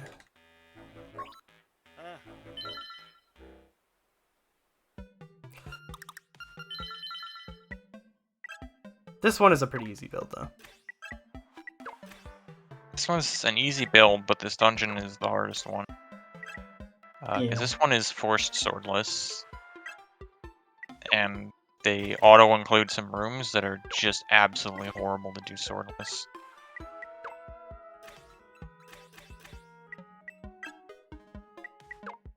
And for some reason, Smasher, which like literally doesn't even have a sword. Probably when they added it. They're like, oh, Yeah, funny. Some regards and me and others.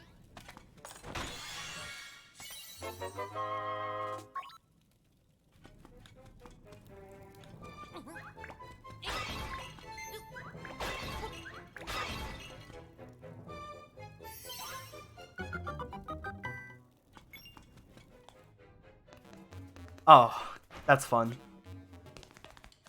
No.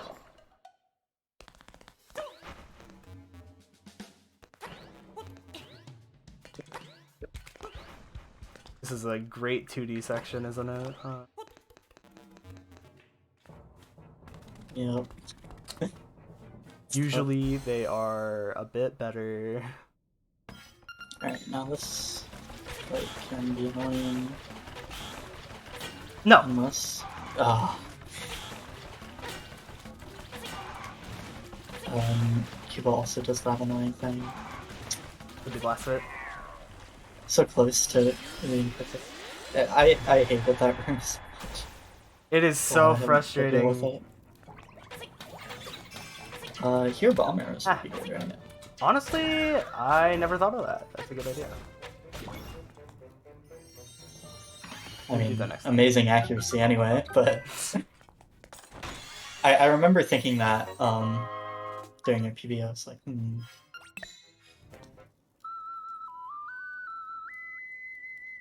Yeah, because those pots make it really easy to really hit the enemies.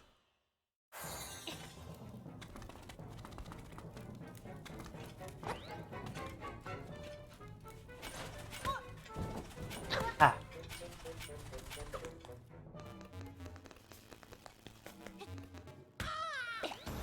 it's another silly room to get.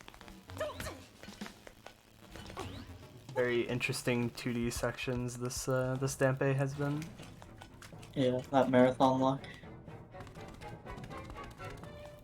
Right. It's much easier to grab the ball from the top than the bottom, so luckily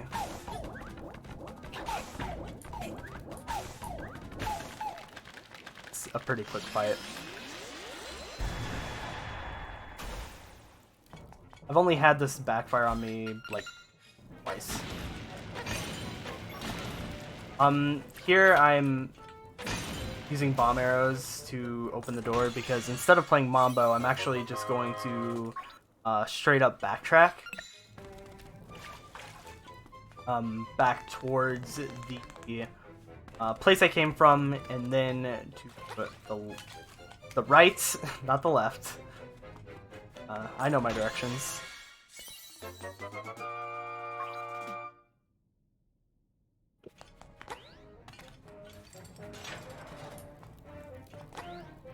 Oh no.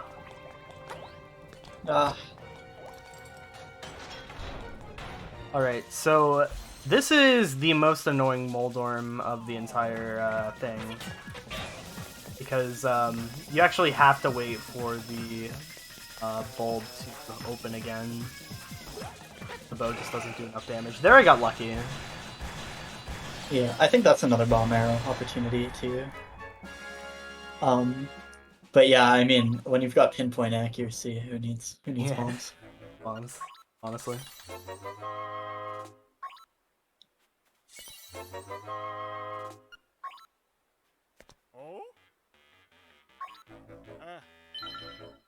Alright, it's time for the final Dampe.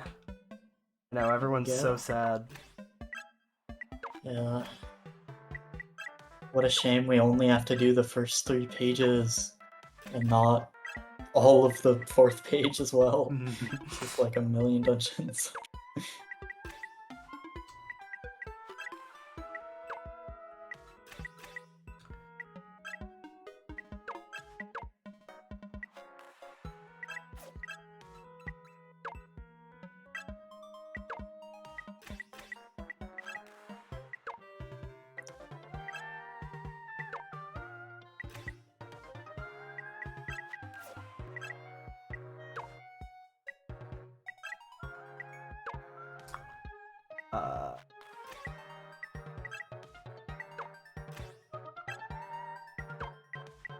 Nice.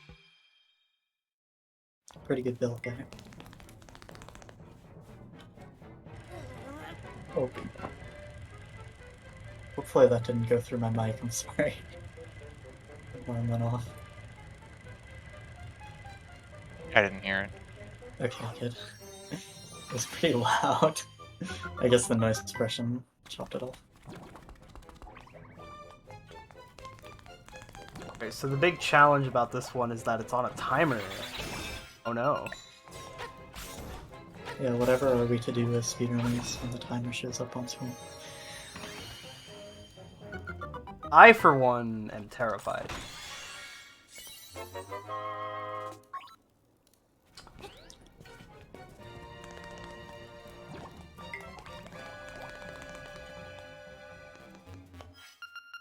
Unlucky.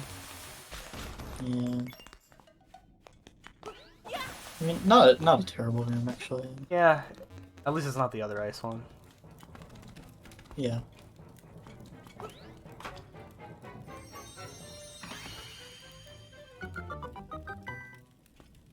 No!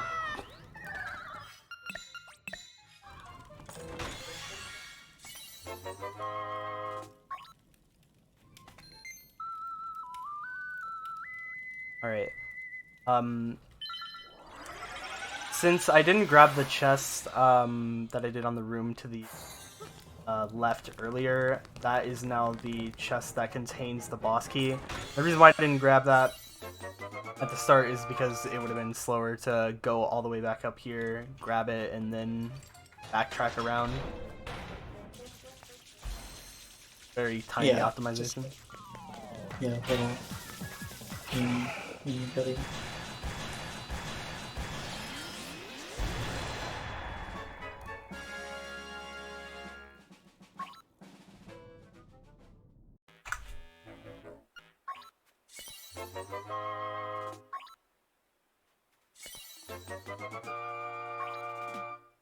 There is our final hearts container. Now the last thing we need is the final reward from the Seashell Mansion. We went there, we only had 40, but now since we have 50 shells, the final one. That's will be time the moment I get the item and it appears over Link's head. Yeah, once you can see it, it'll be time. Honestly, a great run. Yeah, this went a lot better than I was expecting to, especially things like fishing luck. That was a big fear in Trendy game. But yeah, that is going to be a 36-14 on my end. I'm not sure what it is on the say it's a restream, but around there. Congrats. Pretty solid run. Only 3 minutes off my PB. Yeah, I was gonna mention that. Played really Pretty close good, to yeah. PB. Nice run. Yeah, thank you. We had a lot of rupees here too at the end. Oh yeah. And just to prove that I got 100%, here is everything, all 50 shells, all 14 chamber stones, all keys, all permanent items, all hearts, and all miscellaneous things. So yeah, that is going to be the end of the run. So I guess now would be the time for shouting out, correct?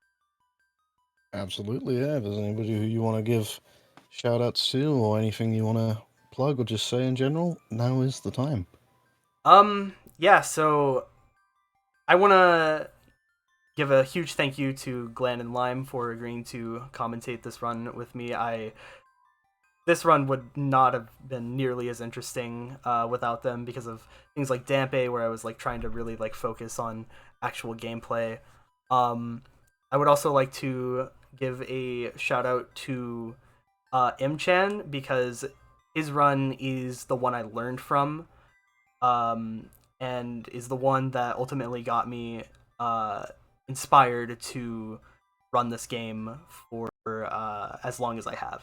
So yeah, and a huge shout outs to the entirety of the Link's Awakening community. They're all super nice, and they're a really chill group of people. Yeah, I can vouch for that. And we all try to help as much as we can for new people. If watching this run inspired you to take up this game, even if you don't want to do 100% glitchless, like We have a ton of people who run different categories and stuff. It's a pretty great game, and we hope to have you here. Absolutely, 100%. It's always a nice thing to have on this channel to sort of showcase games which we're not usually going to see, and also get a chance to showcase communities and whatnot. So, yeah, looking forward to seeing what comes as a result of the games being shown off here this weekend. But I do also have to ask, do we have a grand total for the number of deaths and the number that we will be seeing put into that total at the bottom of our screens there? I know Poke was keeping counts. I think it's at 50. 50. 50 It's deaths. 50. Unbelievable. No, That's 10 insane. deaths. 10 deaths, $50. Yeah, not 50 deaths. I mean, Oh trying to no, go bankrupt. not 50 deaths. $250. That's crazy. Yeah. Thank you so much. All right, but thank you once again. GG's to you, Bluegh, on the run. Hope you enjoyed it as much as the rest of us have. And with that, I guess we'll be signing off and getting ready for the next run, which is going to be our first race of the marathon, which is going to be, we're keeping the Nintendo theme going. We got Mario 3D World with Freezy, Zether, and Vintage. So that's going to be a fun one to look forward to. Yeah, we've still got a little bit of time. I don't know if there's anything else at all anybody wants to say, but if not, we'll be on our way. Anybody? Oh, I'm good. Good. No, I'm good. we're all good here. All right then. Well, thank you once again. Don't go anywhere, gamers. We will be back very shortly with more exciting, not the same action. Take care, everybody. See you soon. Bye bye. Farewell.